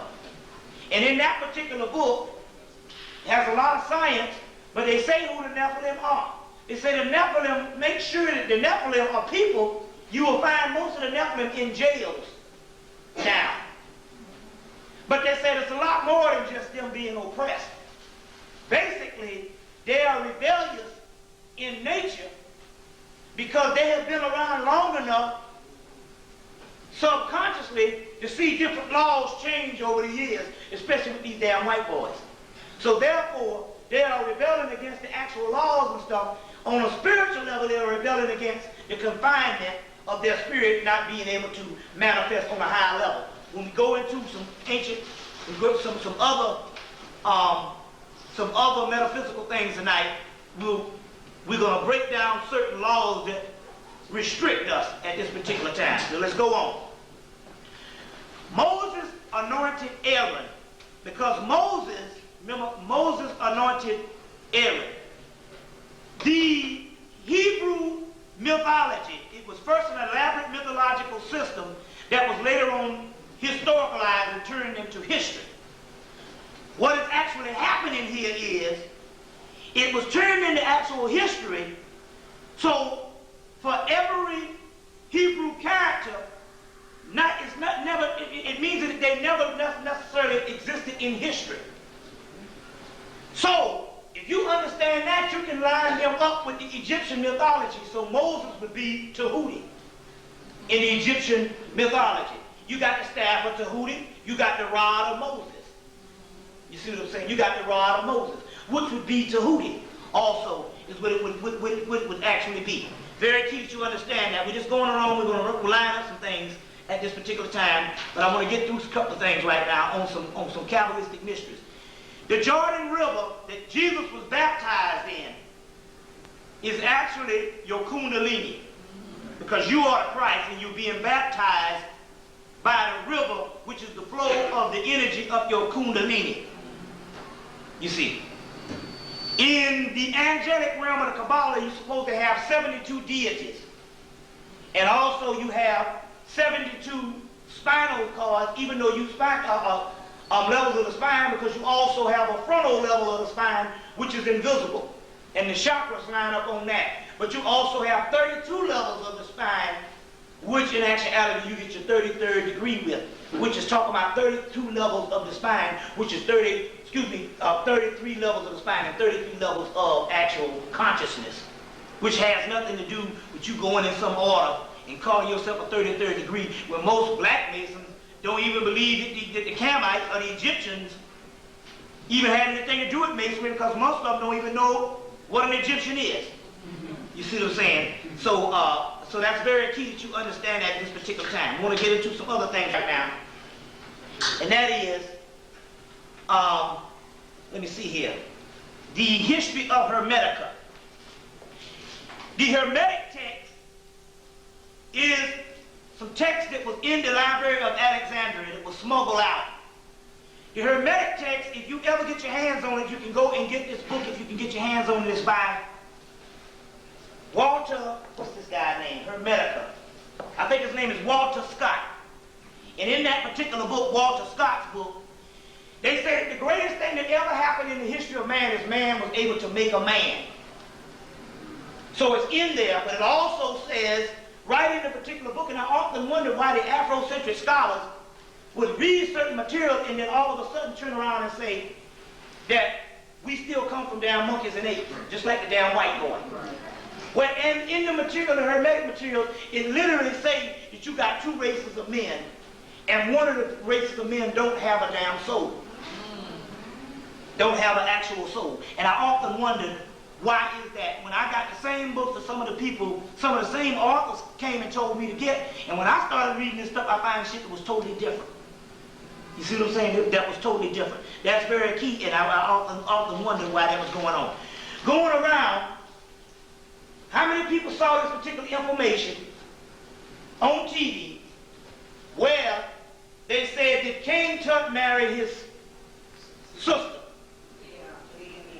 It was on Discovery. Sexual secrets from the Pharaoh. Yeah, something like that. But anyway, they did this whole thing. They really didn't even go into that. But they were trying to find out whether the Egyptians or the Canaanites at that particular time, what race they were. And they dug up a particular mummy. They opened up the skull of this mummy because they said that usually the brain was removed. And the guy took his hand and felt around in the skull. And when he pulled it up, he said there's some black resin that's in the skull. Did you see that? Which was in actuality melanin is what they was actually talking about. But this is what it says here. It says, the universal genetic truth about the Egyptians, royals, using DNA from 3,000-year-old mummies. What does this mean for our own genetic future? Now, I don't know if I mentioned to you the last time, but what's actually really happening here is this. They are interested in this because they have museums all over the country. And they got museums all over the world, and right now there's a fight on to get the mummies that they haven't already eaten. So now they got this war going on that they're trying to recover the mummies. The reason why they have this war going on is because, based on DNA cloning now, they have already brought a certain amount of pharaohs back, to try to learn about ancient history, to try to carve out a niche to save themselves. So they have come and actually cloned and brought back a certain amount of pharaohs. It's interesting here because in 1994, I ran up on a book in Barter's bookstore that was talking about this, but I was short on cash and the store was about to close. So I said, I'll hide the book, come back tomorrow morning and get the book.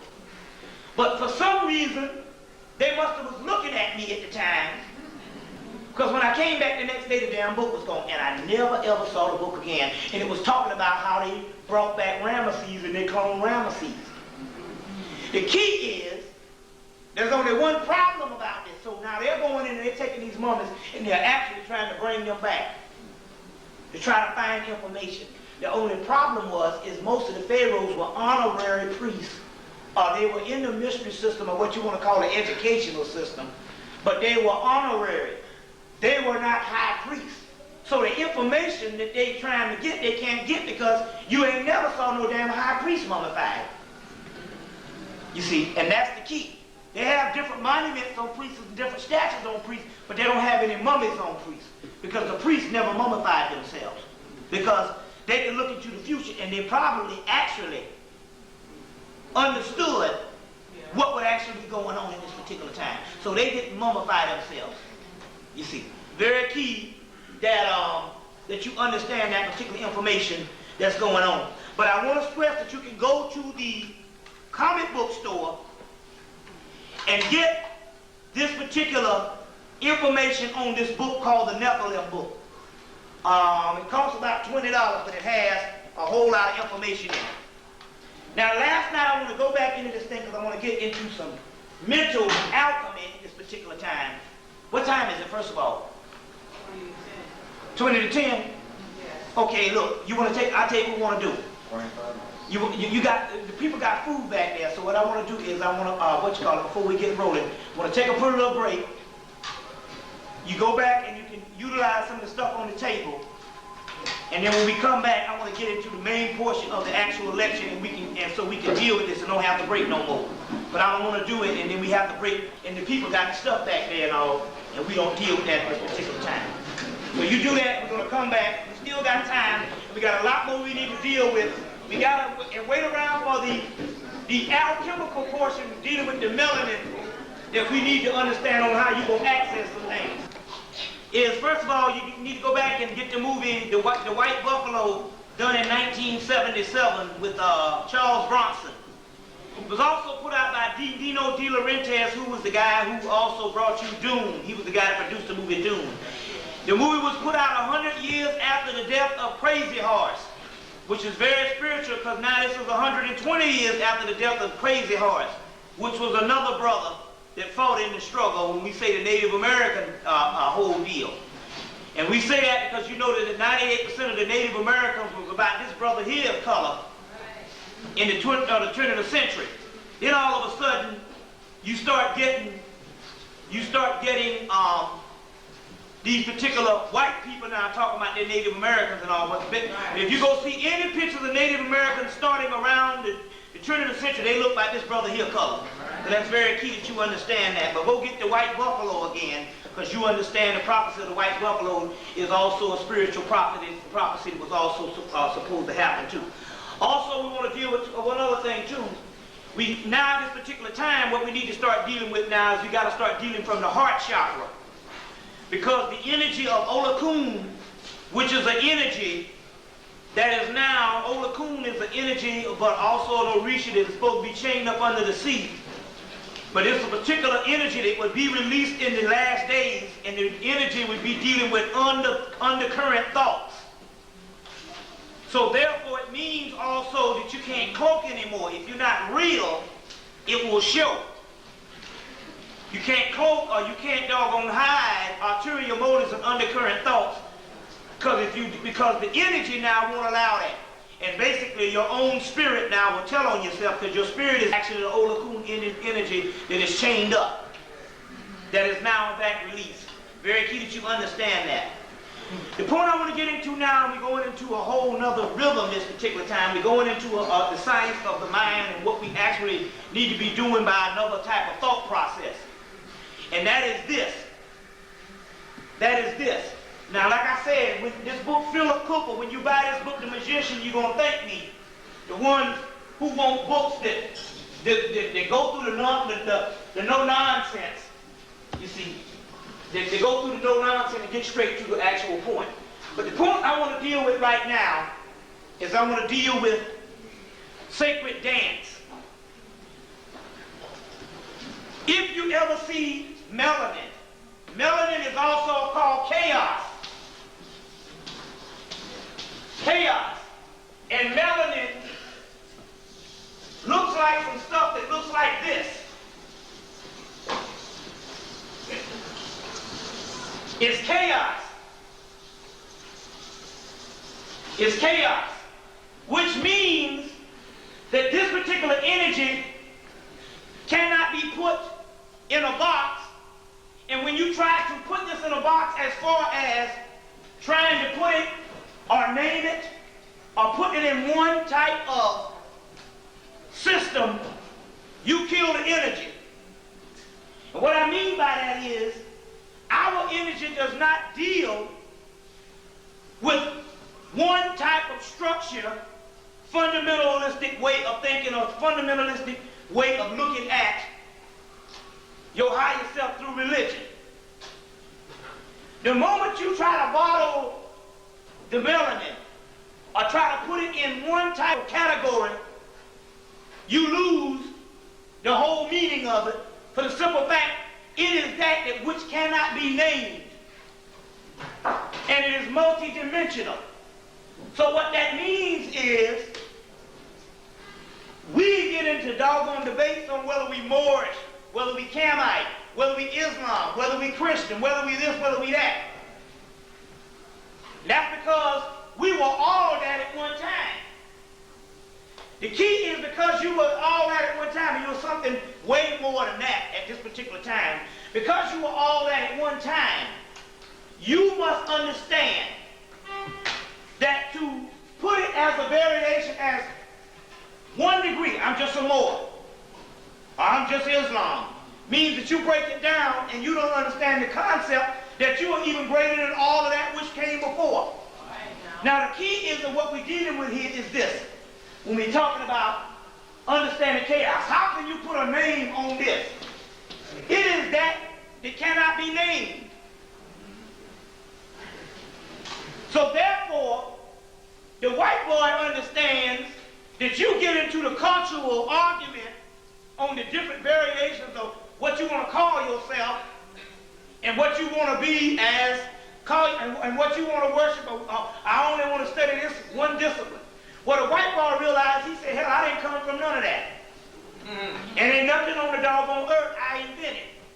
So therefore, I got to jump on all the people in the cultural baggages that separating themselves, arguing over who was first and what was this, and was it this group of black people, was it this group of black people, when you were unnameable and you got 1,000 different names of when you occupied the earth.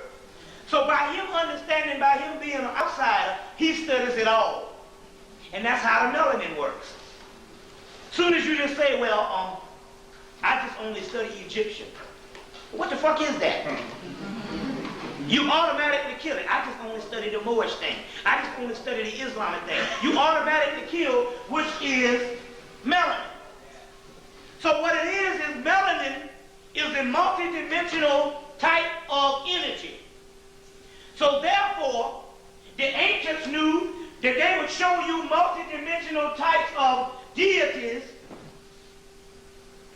for you to understand that it's not just this one deity. And what I mean by that is, the melanin is one.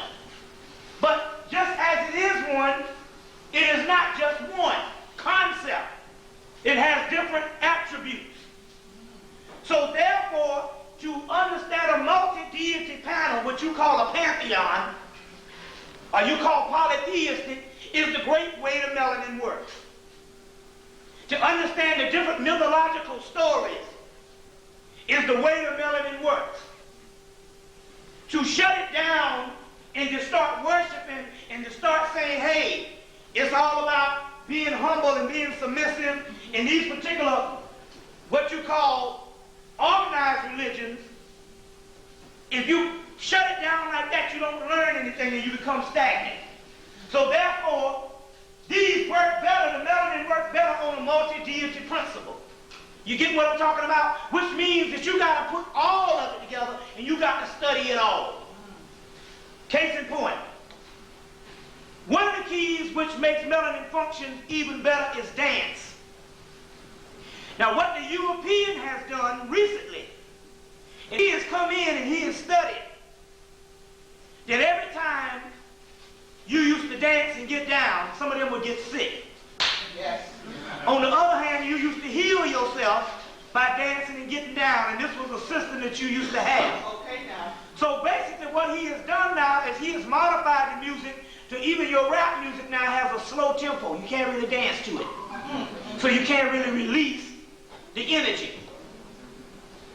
It's laid back. So you only got two kinds of music. Dance music and slow music. And the slow music is one of the really bad slow music. It's not the slow music of the 70s. With different range of orchestration. It's just a boom, tick, boom, tick. Which there is no music at all to catch on to. And it has a synthesized dry sound to it. As well as the rap not being music at all because it's a bunch of just cut up old albums from the 70s. Which destroys melanin. In the concept that you think that the shit is the voice of the ghetto, they have changed that in the last 2-3 years.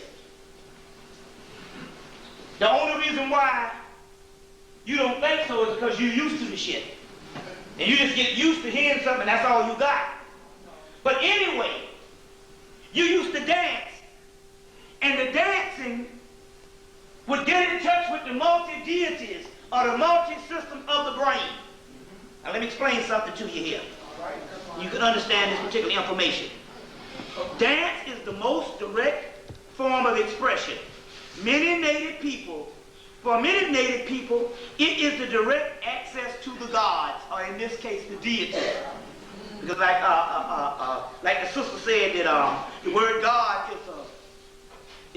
actually it's a German deity with blue eyes and blonde hair. So we will say Netta, Neteru, Nephilim, deity. There's several names, you see what I'm saying, on what we would actually call them. Even the Titans. The Australian Aborigines, for example, enter into dream time through dance. This is the time in which the deities have lived and still live. So you have a higher self, for the lack of a better word, that are the gods that they're actually talking about, are the deities that they're actually talking about. And they used to live, which means you used to live on a higher plane. To get back to that higher plane, you have to go back into dream time because dreaming is reality. So therefore, in which they have created a world that still continues to do so. Through their dance, the dream time becomes the present. In dance, they experience the power of the spirit and ancestors. And in their movements, they reenact the deeds of these particular deities of which the myth of dream times tell. So what we're saying here is, they have come in and they have destroyed basically dance music. Whereas everybody is hip-hopping, but nobody is releasing the energy to get in touch with your multi-archetypal God self through the dance. The dance is the only time when black people could do a movement that is not calculated by science. Because there is no science to calculate some motherfucker going down a Soul Train line that'll do a movement that ain't nobody seen before, and he can't duplicate. You see? So we're talking about that's what melanin is. How can you put a name on dance? It just is. So on the other hand, it's the same thing when you're dealing with the deity system. The deity system has got to be multi-dimensional. So we just didn't have one God, Allah, that we bow down to. No, we had the 99 attributes of Allah that Muhammad knew about and actually told the people to worship the Allah thing, because Bilal was his motherfucking teacher. It taught him all the shit he knew. And ain't no goddamn angel Gabriel came and whispered no shit in his ear that he didn't already know, because his damn daddy was a Sufi Kushite Muslim, or at that particular time a Sufi Kushite, mystical person of Arabia. So now dealing with this particular thing we're talking about, we have to get into a form of nihilism, which means you have to go to a system of blasphemy to go against every structure that the American government and your thought of what you call religion has taught you. If it says one thing, you have to do the other, because that's the way you get the melanin to working. Because the religion we have had to bow down to, if you are the creator, or you are the deity, or you are the angelic most high beings, then the only way that you can understand to be the angelic most high beings is not to be worshiping the angelic most high beings, but to act as one of them. But every religion we've had is set against, as far as the organized religion where you worship, is set against you going back to your original nature. So therefore, what you have to do is, everything that's out of order is what you need to go to. Because order stops chaos. You bring order to chaos.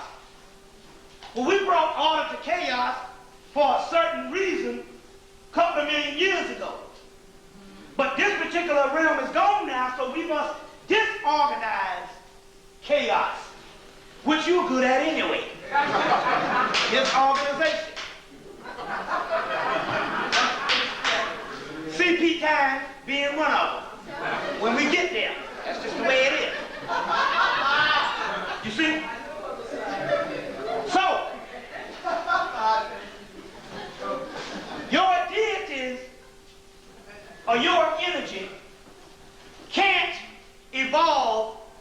or you can't tap into your particular energy with the system or the way you have been trained to look at religion.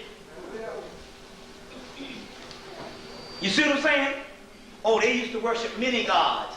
No, they were only trying to define the one God, which is melanin, which is chaos, which is always moving. How can you define water? You just have to list every element in it so you can basically get a concept of what this particular thing is. You get where I'm coming from? And this is what we have to do at this particular time. We'll go back to that in a few minutes. I'm going to deal with some things in the Bible right now. Because in the Bible, that's going to be Genesis 32, 30, 1 Corinthians chapter 4, verse 4, 1 Corinthians chapter 8, verse 25. So that's Genesis chapter 32, verse 30, 1 Corinthians chapter 4, verse 4, and 1 Corinthians chapter 8, verse 25, which it says that Jacob wrestled with the angel, or Jacob was one of the only people who saw the face of God. The face of God is called Penuel, which is pineal. But in the Bible, it will be Penael. Penael in the Bible. El means sun or star, or the star-head ones. Pen comes from the word penis. Penis. You have two penises. Both man and woman can't get to God now unless it's circumcised, but the woman don't suppose to have a certain penis down there, but the penis she does have down there is already circumcised. That's the clitoris. So she comes with the circumcised penis. The man has to circumcise his penis. The woman has a clitoris, which is a form of a penis. But they're not talking about the lower level genitals. They're talking about the higher level genitals that both male and female have a penis, which is the pineal gland. And an uncircumcised penis is the calcified pineal gland. So you're born with a circumcised penis. So when they say, well, pineal gland comes from pine cone. No. The pine cone, the penis was before the pine cone. So when they named the pine cone, they named it because it looked like the head of the penis. So pine cone or pine cone is later, but first you have penis, a penuel. So penis, so penuel, so what is the penis? The penis gives the seed, which is melanin. And in that seed is the cosmic substance that is the makeup of a star, stardust, which the star is L. Penuel is the pineal, which is the star penis, or penuel, which is the seed. You get the word seed, you get the word star, all that's talking about melanin. Penuel, or pineal in the Bible, is called the face of God. So the face of God is in you, which you're supposed to be understanding is not a God up there, but a God that is manifested down here, which is in your pineal gland, is the face of God. Go get the movie King David, 1985, with Richard Gere, where they said that only Moses and Jacob have seen the face of God. And his name was Penuel, or pineal. His name was Pineal. Right there in the King David, 1985. Then study the life of the King David, because there used to be a mythological part, and King David is actually Horus and a form of Osiris that they put in another version. You see what I'm saying?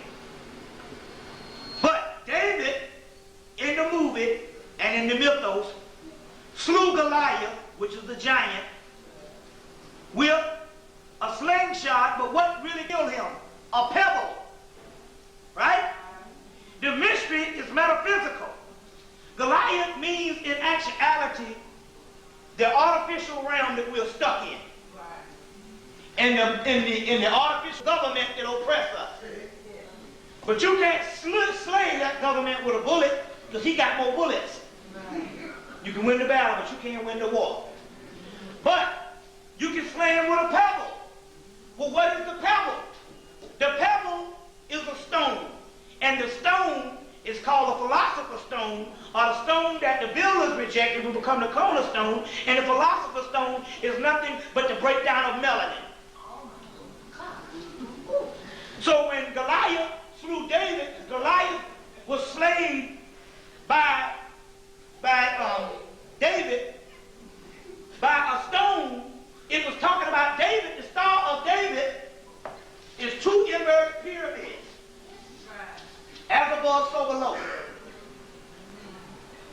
Which is the same as the eye of Haru, is the same thing. You understand the symbology. Which is the same as melanin. Which is the star is in your head. The black dot is the Star of David. But he slew him with a pebble. It's a metaphysical alchemical or alchemical term of the philosopher's stone, which is a stone that is not just a stone that is on the earth like any other stone you find, but this stone has an extraterrestrial origin, which means it is made up of a composite that is not found nowhere on earth, but only found in the black woman and black man. A composite in the melanin. So it means that the melanin is made up of every composite on earth, but one composite that you can't find on earth is in the melanin. And in this case, it's a light particle, which is in the stone, which in actuality is a nuclear device that will blow up and kill everything on this realm that does not have the same energy of that which blows up. So it says in the Gospel of Thomas, heaven is like a mustard seed, which is inside of you. And the plant that my Father did not plant, or the weed that my Father did not plant, cannot be plucked up. Which means, if you are not with the seed, if you're not from that seed of God, then sorry for you, cannot be plucked up. So it's talking about the seed is inside the melanin, which means that we are somewhere that's not local from here. We're not local. We're somewhere, excuse me. We're somewhere in another universe and in another world. And we're about this big.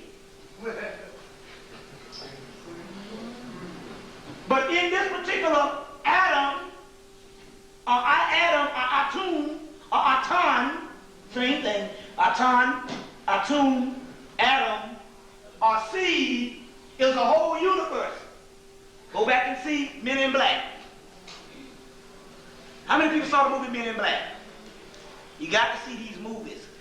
Especially here, it don't make no sense because you can go to the damn street and get the shit. The mystery of the Men in Black. You got your keychain. In the Men in Black, the whole mystery to the movie was this. They said what? They said that the universe is on Orion. Now, saw that? And Orion was a cat. And everybody was looking for the universe, but it was in a little ball on the cat's neck. And when the woman looked into it, it was a whole universe in a ball on the neck. That's exactly what's inside of you. There's a little black dot that's smaller, is housed in the melanin. The melanin is the triple blackness of space, or carbon, that's inside of you. But it's black, but in it is one little small seed, about the size of a grain of salt. And in that seed is about the size of a grain of salt. Inside of that little seed is a whole other universe where the real you are, because that is the real you. And what has happened is these two eyes have come in and is setting before the real you and magnifying this bullshit.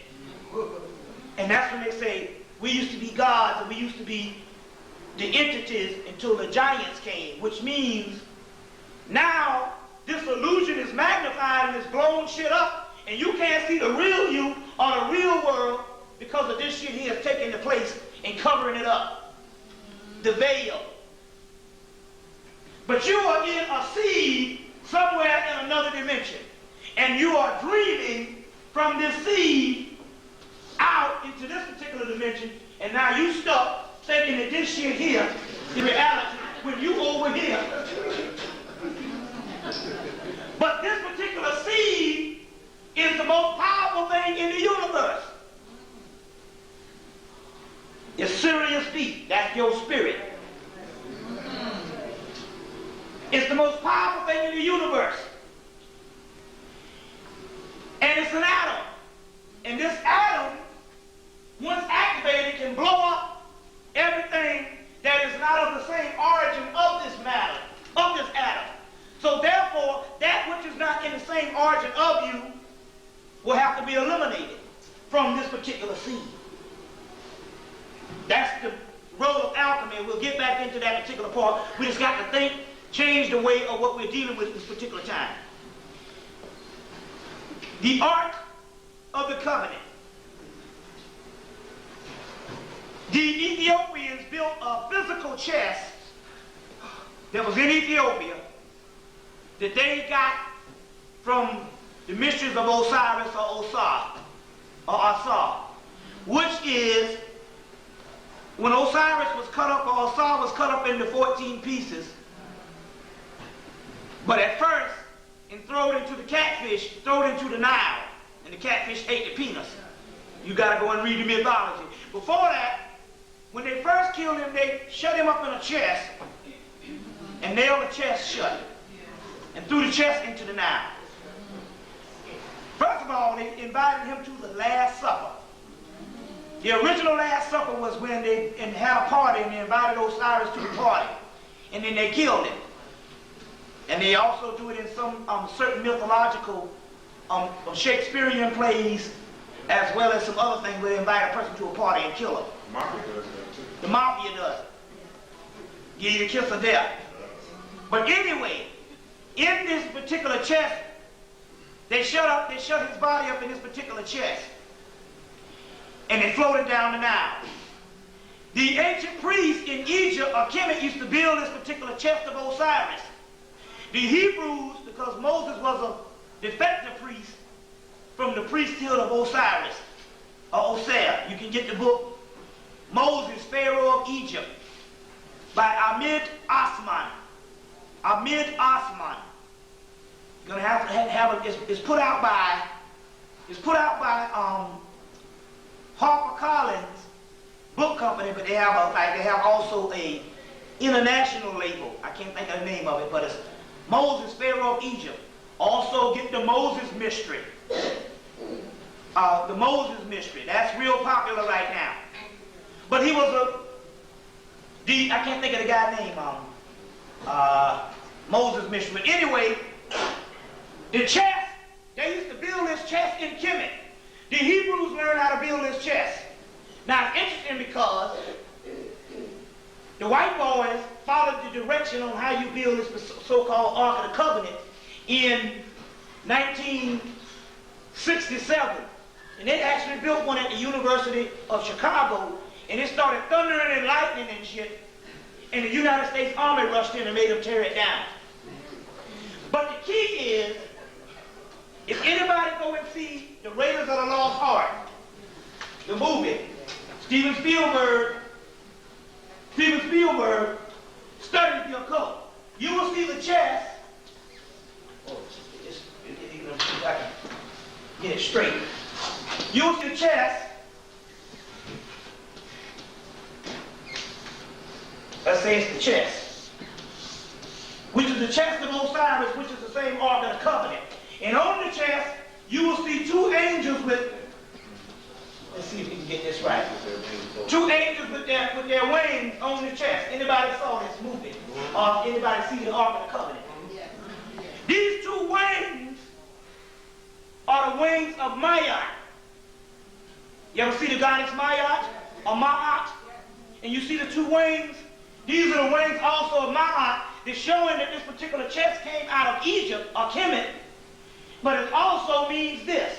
The power that is in this particular chest is also in you, because the wings of Ma'at also appears on the staff of Tahuti. The same wings of Ma'at on the staff of Tahuti. But in the middle of the staff of Tahuti is the black dot, which is melanin. So this particular chest equals this particular black dot. This is the true Ark of the Covenant, which has the power to God, the power of God. And as long as the Hebrews, along with the Egyptians or the chosen people, had the Ark of the Covenant, they were invincible. But the reason why we're not invincible is because we suppress this melanin. But as long as you utilize the melanin and you utilize it through thought, we'll get into that in a few minutes, you are invincible. Invincible. So the Ark of the Covenant, Ark is also at the A-R-K. An ark is also a ship. A ship. Or, if you turn it upside down, a vessel. The white boys talk about spaceships, but you got the original ship, which is the black dot. That's you. That's what the ship is.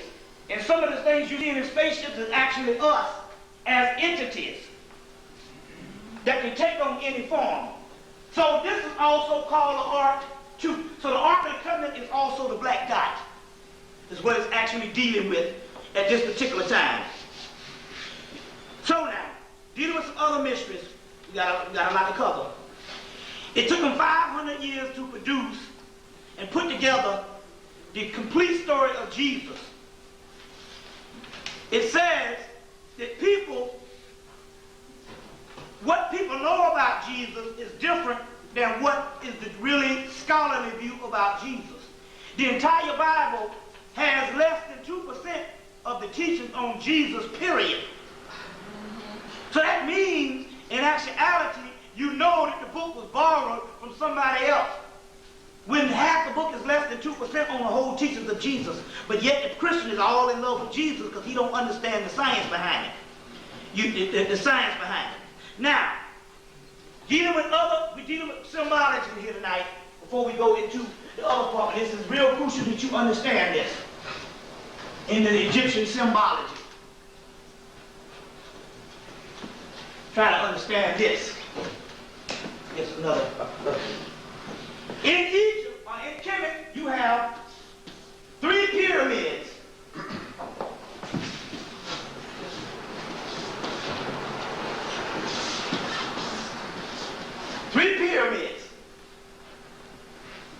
Also represent the 3 stars in Orion's belt. The center star in Orion's belt is Sirius. In Orion's belt. Also representing 3 planets.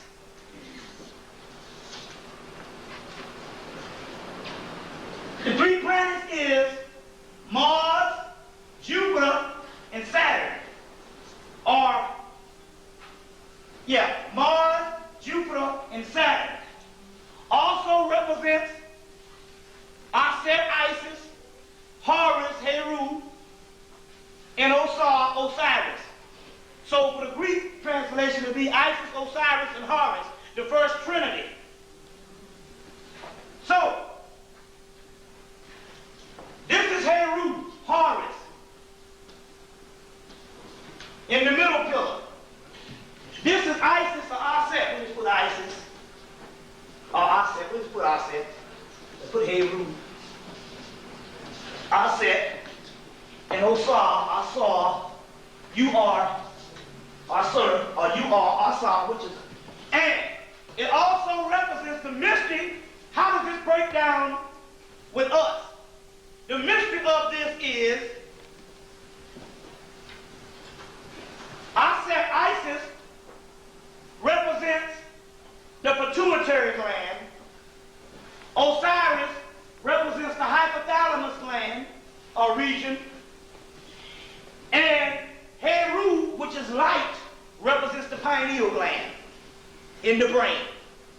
And between the conjunction of these three, you get the illumination of the middle pyramid with the capstone in the middle of the middle pyramid, which is Heru, which is both Aset and Osiris and Isis combined into one, their offspring, which is in you. In the Christian symbology, this would be transferred to 1 cross on Calvary, 2 crosses on Calvary, 3 damn crosses on Calvary. Oh, my. That's what this shit is. The 3 crosses on Calvary represent the 3 pyramids that you have visually. So you can't find no damn crosses nowhere in the motherfucking Middle East. The only thing you can find is a goddamn pyramid. And from this pineal gland, the 3rd pineal gland, you also have Mars, which is Horus, Saturn, which is the black planet, which is Iset, which is Isis, and Jupiter, which is the light bringer, which is Osiris. Gives reign to the god Mars, which is the god of war. But the mystery to all of this is the 3 stars on Calvary, the 3 pyramids, the 3 planets, and the 3 stars of the Orion Belt give rise to one thing. In front of the Egyptian pyramids, you have the Sphinx, which is Horus on the horizon, which is the true Christ of the world, because we got evidence of this goddamn Christ, and we ain't got no evidence of the other shit that was stolen from it. Which is your symbol, which is a symbol of melanin, which is in you, which makes you the Christ. But the Calvary and the 3 stars is the same thing. Which also in the Kabbalistic, you got the Kabbalah, at the top of the spear of the Kabbalah, you got down 3 spears. At the bottom of the Kabbalah, but the top one is the 3 spears.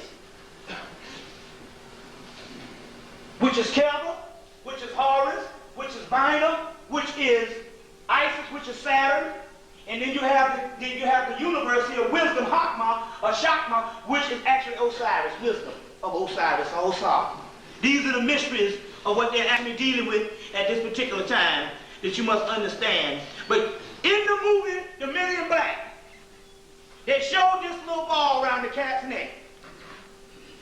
And they said that the universe was on Orion. Well, the universe is on Orion because that's the doggone Sirius star system, which is a binary star.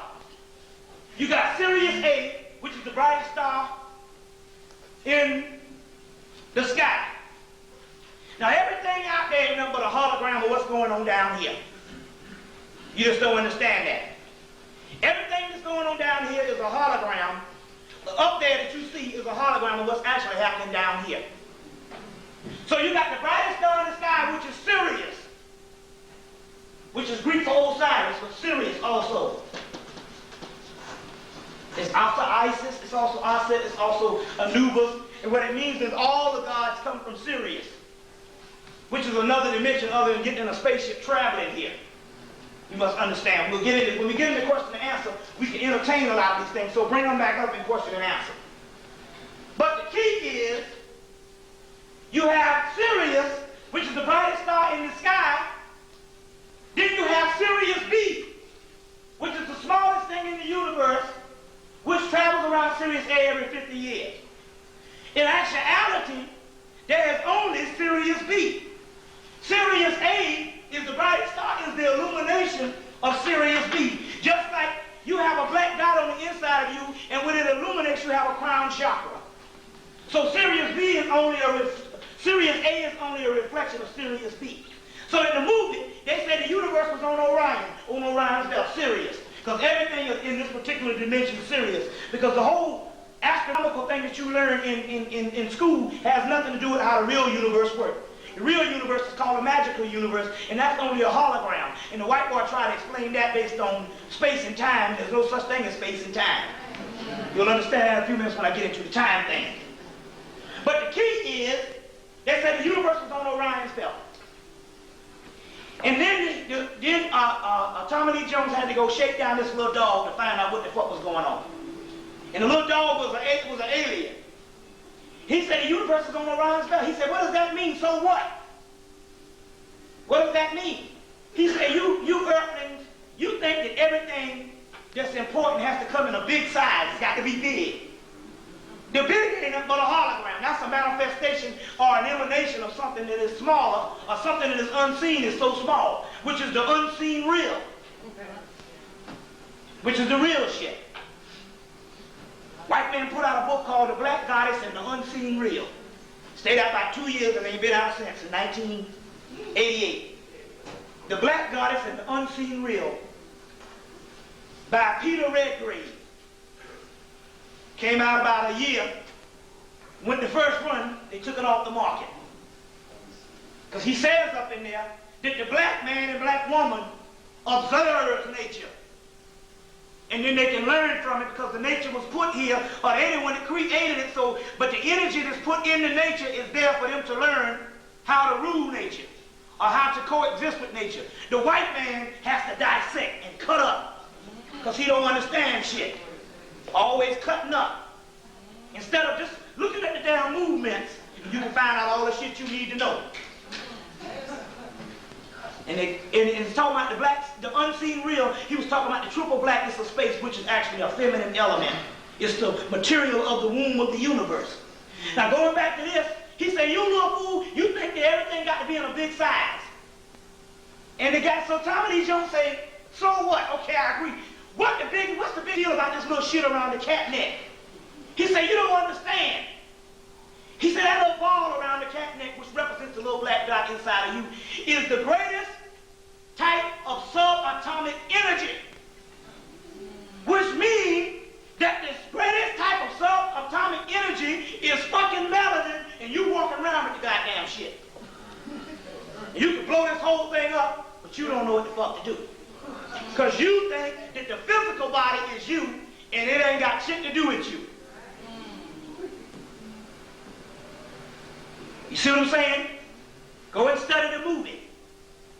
He was talking about the little thing around the neck on Orion's belt, on the cat's neck, was the black dot, and it's in you.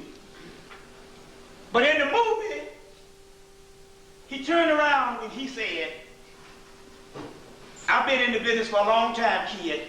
I'm turning it over to you. And he turned it over to Will Smith as to say, we getting the fuck out of this shit. We gonna let the black man have back the planet because we don't know what the fuck to do.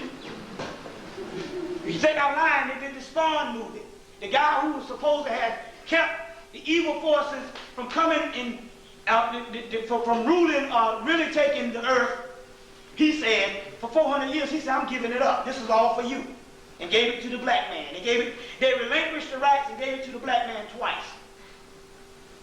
See what I'm saying? Twice. How many people saw Event Horizon? Event Horizon with Larry Fishburne. Listen, this is the key. Any movie that come out science fiction, the white boy is giving up all the keys in the shit. You got to go and see it. You can't sleep on it because the shit is not going to come all the time in a book. As a matter of fact, a lot of the shit in the book, he is stopped printing if you didn't get them yet. So therefore, it's going to come in the movies. What the fuck is movies? Movies is mythology. What is mythology? Mythology is physics and science. So they understand that they can put it right in a movie and be just as authentic as putting it in a research book. You got to understand how real scholarship works. It's not based on this version of what they told you in school. You got your PhD for writing some paper on some bullshit. In Event Horizon, they had this machine that created an artificial black hole. And what is the black hole? The black dot inside of you. What happened on the movie? The white boy got sucked into the black hole, and when he was spitting back out, what did he say? I can't take the blackness. I can't take the blackness. And it ran him crazy because he didn't have the melanin, because he was a mutant. He couldn't take the blackness. see what I'm saying? You got to understand what's actually going on and how this whole thing is shaping up at this particular time. So let's go into some other mysteries at this particular time so you can understand something.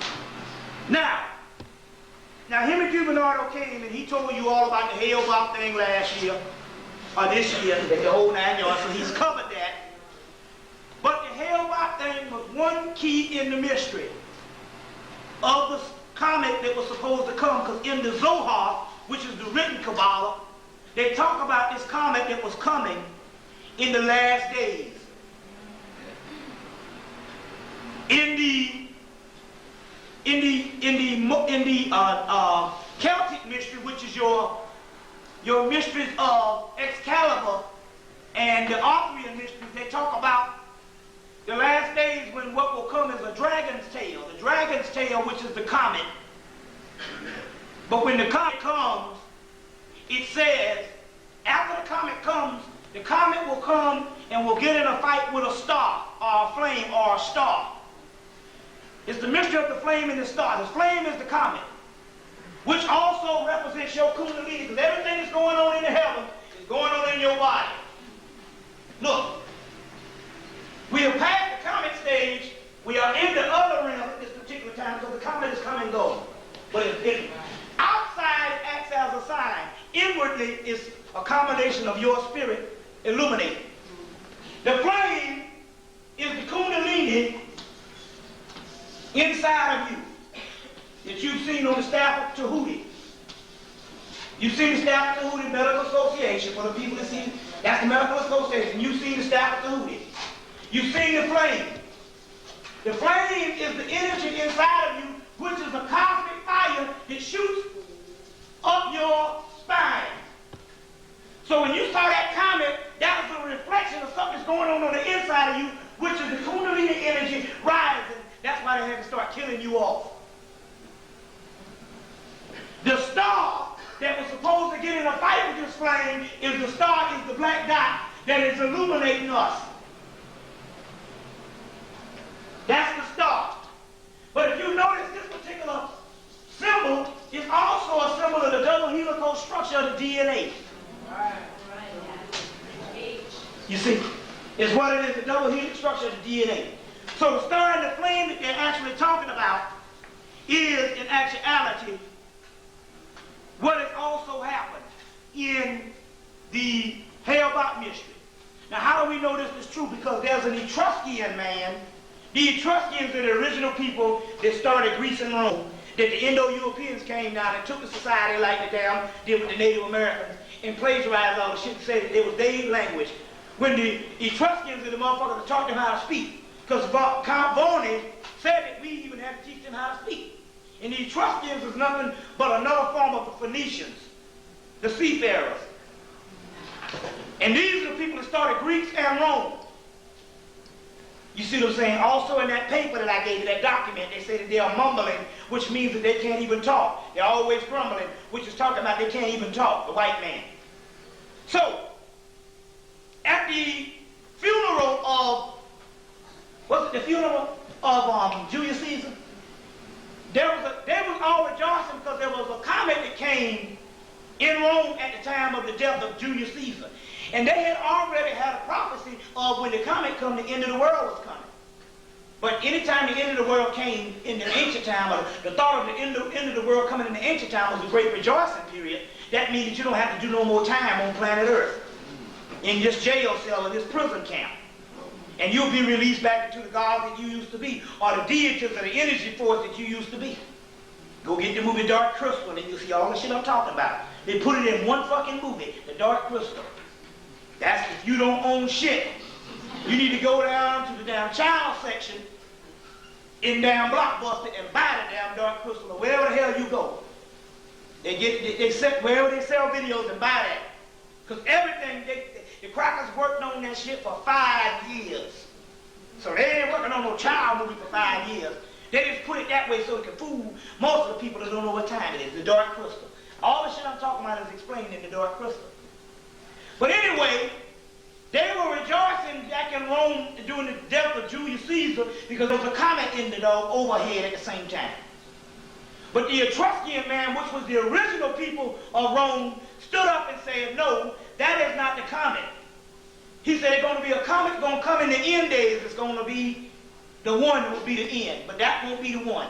And he was talking about the comet that just came. And he said, to let you know that I'm not lying. I'm going to do something right now to prove to all of you all that I'm telling the truth. And he fell out and died. Fell out and died. This black man doing the devil. And it's recorded in a book called Ancient Greek and Rome, Ancient Greek and Roman Religion. 2-volume book. Ancient Greek and Roman Religion. You can get that book at, see, Barnes & Nobles has these sale books. They got their own printing press company, so they can print a lot of this shit and sell it for like $6. And they got these hardbound sale books, and and that's one of them. But if you go there, they can order it, right? They got a shipping yard, and they can order that shit. They got another one called the Wisdom of Ancient Egypt. It's a book. If you go there, you can see it in their sales section. It's the Wisdom of Ancient Egypt. And in there, they got the papyrus in that book on the contendings of Horus and Set. And that's the fight between the good forces and the evil forces, which is in that particular book, as well as ancient Egyptian literature by Faulkner. Ancient Egyptian literature by Faulkner has that fight between Horus and Set, the complete version, as well as ancient Egyptian literature by Miriam Litcham, Volume 2, has that fight. And if you can't find those, you can get From Fetish to God in Ancient Egypt by E. Wallace Budge, that has that chapter of the fight. But if you read it from ancient texts, you need to get as many different versions of the ancient text that you can get, because we're dealing with white people who have problems translating shit. So you need to get as many versions, and you need to tell your higher self what the fuck is the real truth. You see what I'm saying? What is the real truth and all? So let's go on. Let's go on. Let's see what we got here. Okay. Yeah, a little over an hour. Huh? A little over an hour. Okay. At this particular time, all black people have melanin. The ones that are still living, that the government ain't killed. But all black people ain't conscious. What makes you different than those particular ones? It's simple. It's simple. They all have melanin, they all have the black dot, but they do not all have an advanced heart chakra. When you, the advanced beings, came back down to reincarnate, to be the ones to get us out of this mess, your heart chakra became open. Which means, the old saying, his heart wasn't in it. Which means you got to be real. Your heart wasn't in it. So what we mean by that is your heart chakra, everyone has melanin. But all black people we see, every brother ain't a brother. You heard that before. Yes. The problem is their heart chakra is not open. Here's your chakra system, in your body. Hold on, just forget it. In your body, the chakra system, but the heart chakra has to be illuminated for you to obtain this particular knowledge. And what this means is this. You have the root chakra, the navel chakra, the spleen chakra, there's one, then you have the solar plexus. But then you have the heart chakra. If they're not radiating, if the energy on the kundalini is not radiating above the heart chakra, that means that their consciousness is down in the root chakra. So no matter how much you try to teach them this knowledge, the consciousness comes straight down here and it bounces off. They can't get it down here at the root chakra. The only way you'll be able to receive knowledge that it makes you want to understand more is your heart chakra has to be radiating before you can get to the throat chakra, the brow chakra, and the crown chakra. It has to be illuminated at the heart chakra. So your heart has to be in it. So that's what it means, don't cast pearls to swine, because most of the people are illuminating on the lower chakra, which is ruled by the lower ego. And in order for you to get what's really coming in you, you got to be illuminated on the heart chakra. On the actual heart chakra. And this is what's actually going on at this particular time. Now let me deal with some things right now, because we also know that the government went to Mars this summer with the probe. We need to ask this question. Why the hell would they send a damn probe to Mars and don't land where the face of Mars is? Which they took pictures since 1976. And why isn't that shit died out after a couple of rocks? About 2 or 3 weeks they showed rocks and that's it. You see what I'm saying? That's it. We need to ask that particular question on what actually went on. Honorable Elijah Muhammad said that there used to be black people on Mars, but guess who they used to worship? The motherfuckers down here. They used to worship us. Because they understood that those particular ones that was in the other star systems, not the star systems from way beyond, but our solar system, Mars, Jupiter, Pluto, and all of those. Those particular entities used to worship us because they understood that the whole universe had to be redeemed from the lowest planet. And our planet would be the last planet, which in actuality is the first planet. So they used to worship us not because we were the lowest planet, it's because we were the planet on the mountaintop. See, the hologram has got you looking out in space, which is actually down, and the earth is actually up. So when you look in the earth, you're looking at the highest point of the doggone heavens. So Osiris, or Osar being up under the ground, which is actually inside of your mind, is the highest part of the heavens. So we're actually up, and the other shit is down, and they're waiting on us. So when the people on Mars used to worship us, and they built a big monument to it, to Horus, a Heru that was on earth. And they used to worship us because we were the sleeping gods. So they used to worship us. Very key to understand that at this particular time. Now, let's get into a couple of things. Let's get into a couple of things on what we're going to get into at this particular time. And I want to explain this to you. All right. The words, the 144 negative confessions. I want to deal with this right now. 144 negative confessions, which is in the book of the dead, or the book of coming forth by day, which Moses took 10 of those 144 negative confessions and made the 10 commandments from. Now, we don't deal on moralism. That ain't got shit to do with the immortals, which we are. Damn, who the hell is this? Some fools out there. And you know what? That might be energy. Because when I talk, and when other people talk, you always get some shit disturbing things. And you'd be surprised. It might be some other type shit out there. They're more than somebody blowing a horn. The 144 negative confessions is the word negative means it ain't got shit to do with your physical body. Now let me explain this on what I'm talking about here. We don't deal with moralism because we deal with instinct. We just are. Now, what I mean by that is this. And when we go into a question and answer, which we're going to do so we can get the ball rolling, because I want to get some things. I want to explain something to you here. When we first looked at this, the first Afrocentric scholars first looked at the 144 negative confessions, they thought that when the initiate used to have to recite this every time, they were saying that you physically I did not kill nobody, I did not go into man, I did not do this, I did not do that, which they changed to I shall not in the Bible or whatever, or in the Torah. The key is this. The 144 negative confessions was not meant for you to follow. Because this is an illusion and you don't even exist on this realm. You never did. This is only a dream. The 144 negative confessions of I have not done this, I have not done that, ain't got shit to do with you physically. This is what your soul has not done because your soul is pure.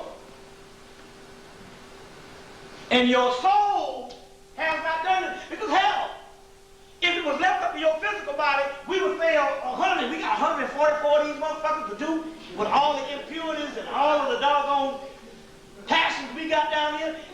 You'd be humanly impossible. The only way you was able to do that shit is you'd have to be dead. So it's not talking about, now let me show you what I'm talking. It's not talking about what you didn't do as far as your behavior. It's talking about your soul is pure, and it's been pure, and it's on the inside of you. So therefore, because your soul being pure, you don't have to go around here doing no good behavior shit. And in this case, because we don't behave good, that's mercy on our ass. This means that your soul has not done these particular things.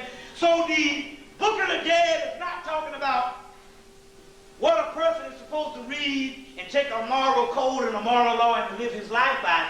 It's saying, while you in this hell, this is what your soul is going through on the inside of you. That's the moralism. When they say the nature of the black man or black woman is that of God, or that which is righteous. You see what I'm saying? Which is talking about your soul, and it has nothing to do with the way you behave on the outside. Now, does this mean that you're just supposed to go out and kill people?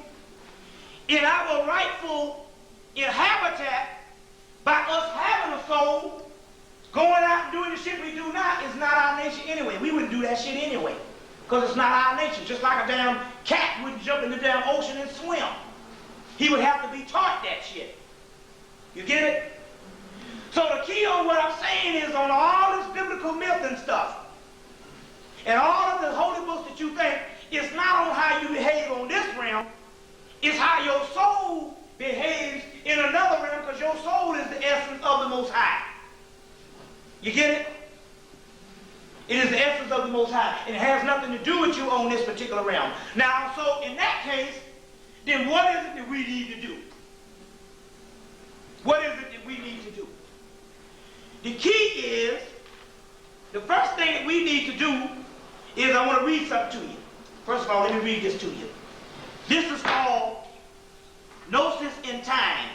It's a book called Man and Time. The paper's from the Ernos yearbooks. Now this is coming from Princeton University. Now to show you, to jump on the whiteboard, all this metaphysical shit, the Ivy League and them put out these yearbooks. The last yearbook was 1957. So that means they had all this knowledge and had already synthesized it before you even went into a whole civil rights movement. So all the shit that we did in the 60s was a damn government strategy, and they was laughing at the whole shit anyway, because they already knew the damn truth and knew their fate and acted upon it. That lets you know how advanced they are as far as what time we're dealing with. Now I want to show you this. I want to read this to you. And it's dealing with time. Because in actuality, time is an illusion, just like I told you. When you put time to something, that's why you can't deal with time as Africans or as black people. Because I want to say this right now. First of all, we need to get out of this whole African shit. Let me deal with this. There is a goal and there is a movement amongst white people to get you to stop calling yourself niggers. Because the word nigger is a very sacred and powerful word. The word nigger comes from alchemy, and it means Saul, which means son, nigger, which means the blackening stage. Which means the blackening stage.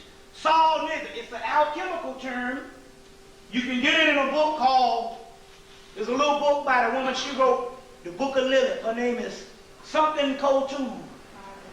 Barbara Black Coltube. Don't ask me how to spell this black last shit. Barbara Black Coltube.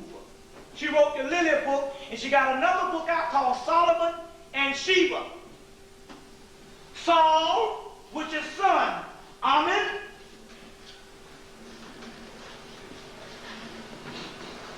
Which is the hidden son. Which is the same Amen Ra.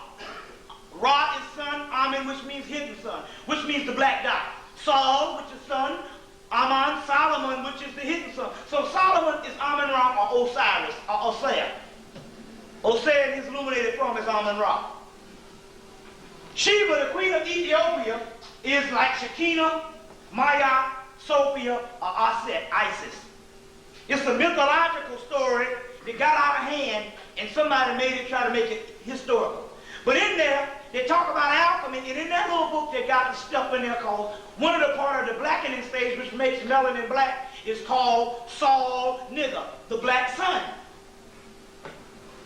The black sun. So, when you say the word nigger, because if you look up the word throughout African history and around the world, they got that word Niger, nigger, or they got something like this on different things, nigger. This was an ancient word. But when you say this word, nigger, that means black. Or it means the black sun, you bring on power. And it's power and words of power that can kill. So even though we thought that we started calling each other niggers based on something we heard the white boy, we repeated, the reason why we call ourselves, that's the spiritual part. So first of all, I had to get you to stop calling yourself black and get yourself, stop calling yourself niggers. A black nigger. This is metaphysics shit. We can back it up. We can back this shit up. You challenge me on this motherfucker. It's an alchemical term, which is melanin. So, get you to stop calling yourself black, which is power, and nigger, which means black, which is power, the black sun. Saul nigger, or Amen Ra. To calling yourself an African American, which is a non-existent motherfucking entity. America don't exist because this is not America, which is a white man, or if a double white man think of Africa, that's the damn Roman white boy too. Neo-Africanus. So it's the reason why they do shit this way. Okay. Change your tape. Okay, then we gotta go into this. Okay. Let me change it real quick. Yeah. And while I'm changing, can she tell you what's getting ready to go down? Right, okay. Excuse me, I hate to put a break in this, but this is very important. This Monday, November the 10th. The sun is light. Then you'll understand why is it that they took most black lights off the market from the 70s. Hard as hell to find a black light now. Yeah. You can find them, but why is it that they took a lot of those off of the market during the doggone from the 70s? Because they understood in this particular time, with your spirit rising, although you tripped in the 70s with it, can you imagine what will happen when your consciousness came back in at this particular time and the black light was kicking? You got to understand when they take shit off the market, the black light posters and all that type of stuff.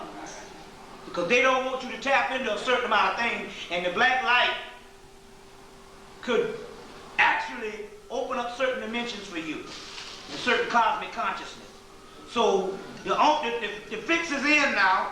We got to find all the black lights we can. They have Canal Street. Yeah, find me some black lights. Only thing they got to do at this particular time to keep things, they can still sell it. They just don't keep it. They just don't keep it popular. And since we in and out, we faddish people, we forget stuff. But now is the time for the black lights because the simple fact, just like the book Mark Balfour said, your melanin is rising now. The ones that's awoke. Okay. In the Kabbalah, or in the ancient Kabbalistic teachings, the word melanin is also called crystalline dew. Crystalline dew. You can get that in a book called Kabbalah Unveiled. Kabbalah Unveiled by MacGregor Mathers. MacGregor Mathers. Kabbalah Unveiled. So anytime you hear the word dew or crystalline dew, that's melanin. And it's in that particular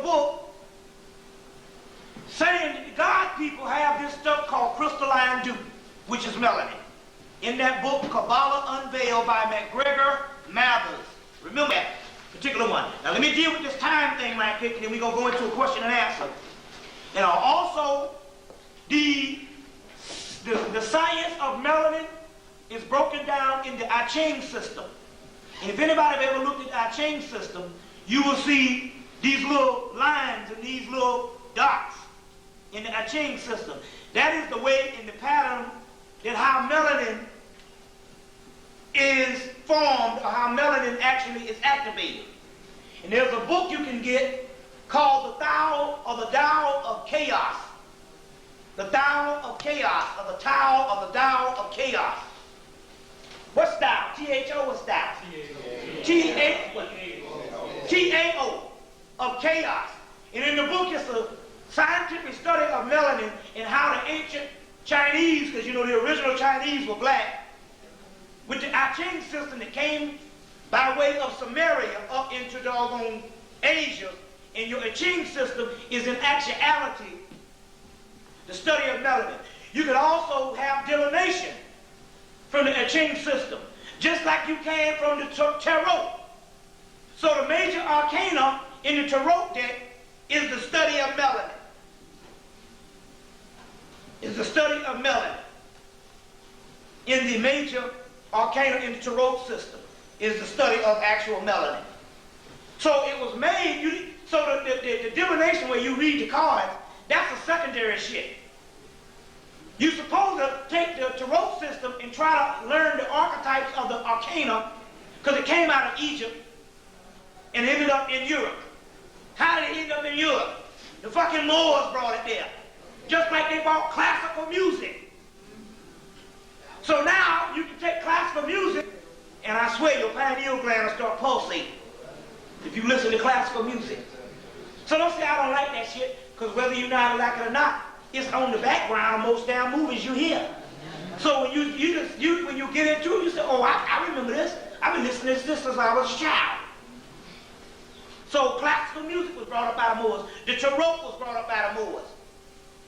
As well as they got something called the Bohemian tarot. The Bohemian tarot, the word Bohemia, or the Bohemians were the actual gypsies, which were the children of the Moors, the bastardized children of the Moors. So when they came over here and saw black people over here, they say the Bahamas, which is named after the Moorish children, the gypsies. And they were great tarot readers. The gypsies, which was the black people. Go and get the movie The Advocate. The Advocate. 1985, The Advocate. And the whole shit is based on these fucked up people in Europe, but they got a real gypsy on there, not this white people you see now in the movies. A real gypsy and a Saddam sister, which they thought was evil because they taught them, the Pope of Rome taught them that black people were the devil. And that's the basis of how